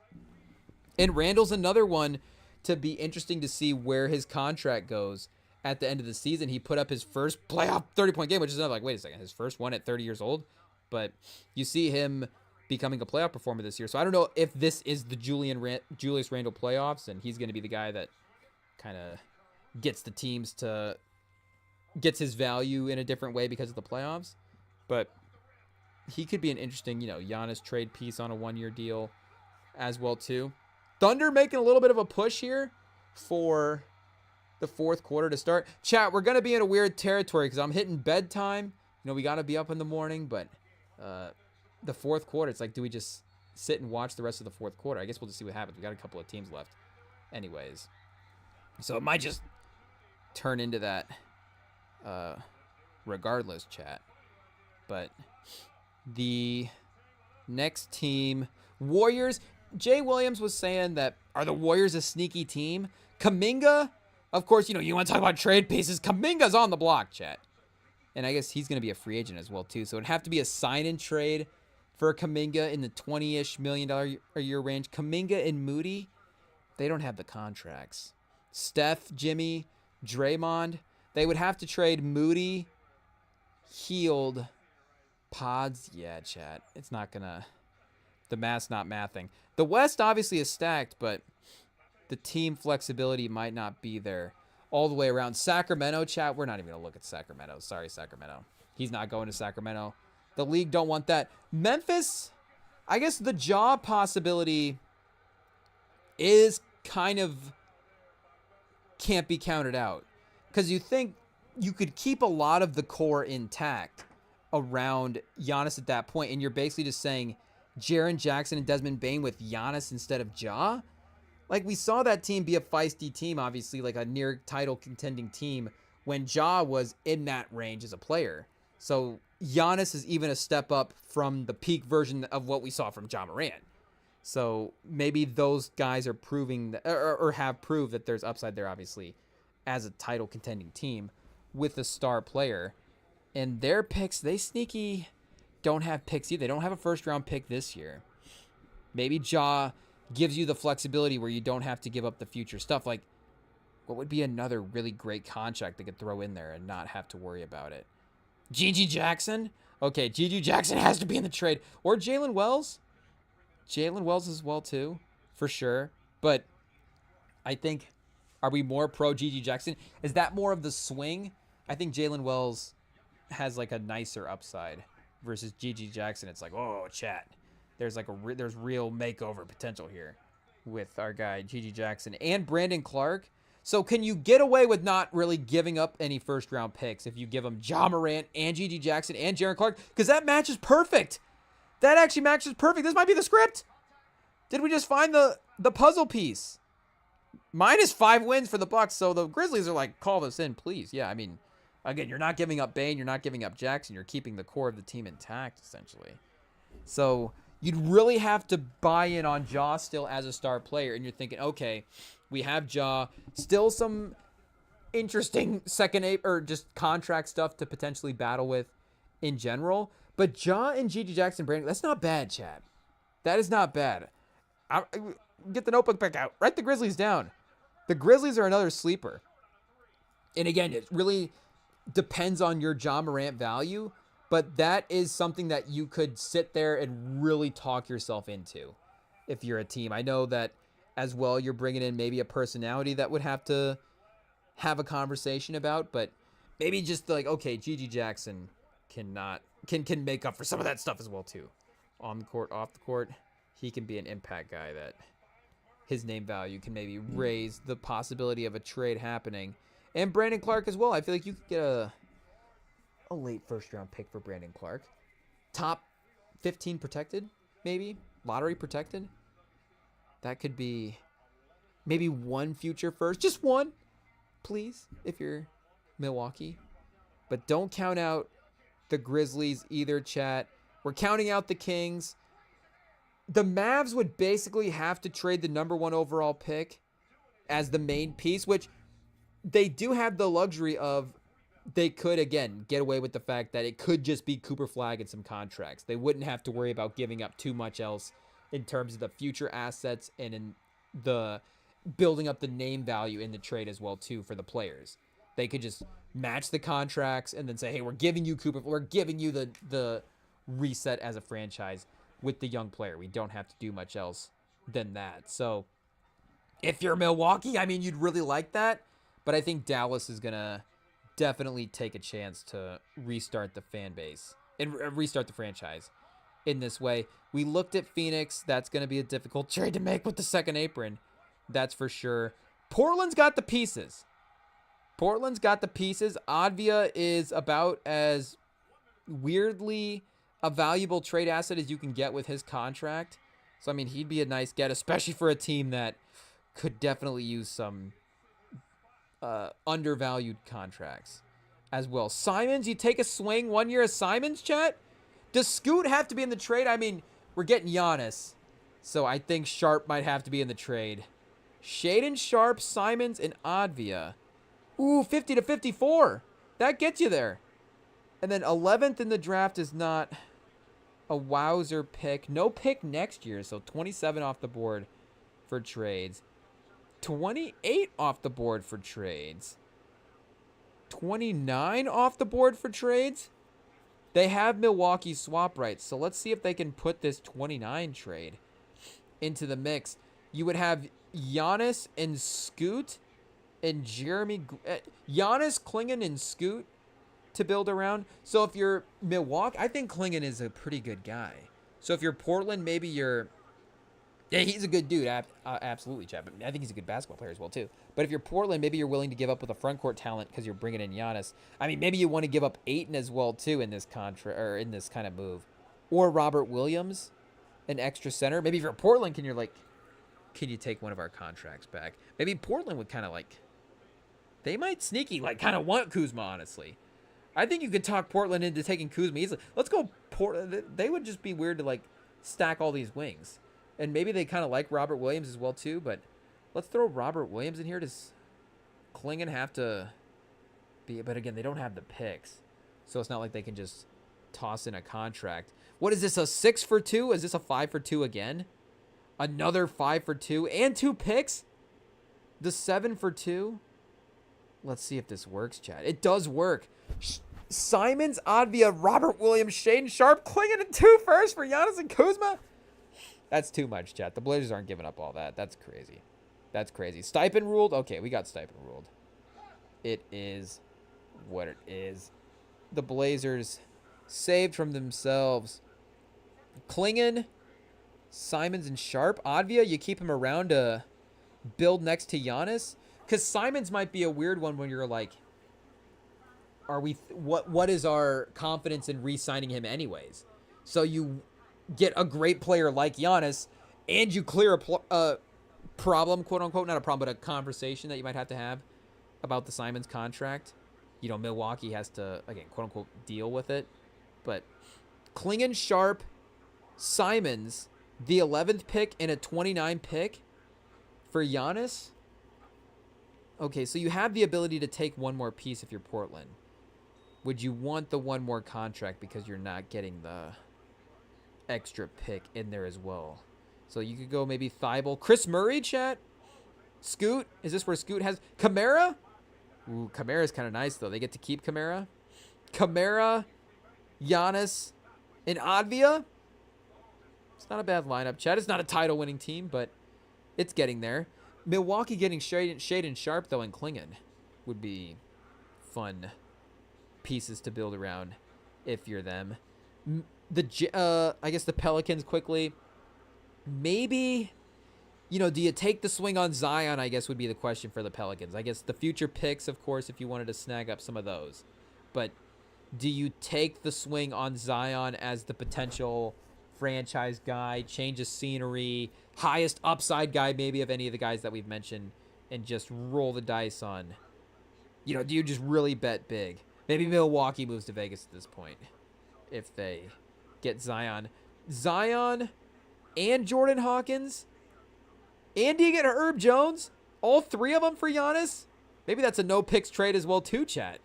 Zion, Hawkins, and Herb Jones. -9 wins. Oh, Giannis. Or Zion. Get those stats back up there. Herb Jones and Jordan Hawkins and Zion should be 9. Well, maybe they should, chat. That's just how valuable Giannis is as a player. That's why these trades, the assets definitely start to pile up, chat. So, the Jazz, he's not going to the Jazz, chat. He's definitely not going to the Jazz. As much as Ryan Smith might definitely be campaign, like, he might make an effort. He's a competitive owner. He's making big moves. He's trying to make, Utah and Salt Lake City and that stuff a centerpiece. So Giannis could definitely be an attraction to help gravitate eyeballs and money and all that stuff toward that way. But again, another team that's a long climb up. So we know, I guess, like we talked about as well too with Sam, what the potential San Antonio trade would be. The Milwaukee side of things, again, I can be biased all I want, chat, but if you're Milwaukee, I think you do have to kind of get Castle in the trade. But again, as a delusional Spurs fan, I think we can do this trade without giving up Castle. And especially that number 2 overall pick. And number 14, we can give him 2 and 14 this year. I don't care, chat. I don't care. We're getting Giannis. We are getting Giannis. And we'll give him Fox. Let's give him Fox, 2, 14. And Vassell, it might be too much money, chat. Too much money going back. 64 to 54. We shall see. And again, the possibility of what these others... 27 Atlanta is not bad as well, too. Unprotected. Take it. Take it. We'll take Giannis, please. The 29 first? Getting a little sketchy there, but just to be unbiased, we'll throw it in, chat. We'll throw it in. I'm not saying I would do it that easily in real life. 4 picks and 2 players for Giannis. This is definitely the best trade they've gotten so far. I mean, if we give them this haul, chat, there's no way they don't say no to this. And we're still better by this. Again, we give up all the future stuff as well, but we sneaky get away with the 2 picks in this year's draft. That 29 pick is, not ideal to start giving out as well, too. Maybe we have to rethink that. Can that be Keldon Johnson? We'll take Kuzma back in this case and have Castle, Wemby, Giannis, and Kuzma, and Harrison Barnes as well. But that is definitely the move. And then the other move as well, too, saving the Thunder, essentially becomes... You can, of course, if you're building this team just as you would, you're picking up that Chet team option and you're picking up that Jalen Williams team option.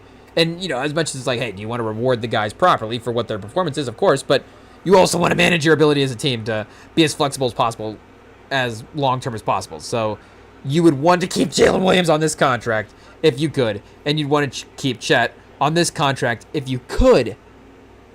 But if you could bring in Giannis, and I don't know, maybe Chet's agent would be against this because we're like, hey, if we actually push things off, like maybe Chet gets the team option, makes like 3rd team All-NBA next year, 2nd team All-NBA, and then is able to sign a bigger extension because of the accolades that he's able to have been able to accomplish in the regular season. Maybe he's like on an all-defensive team even, and that continues to just boost what he's able to make.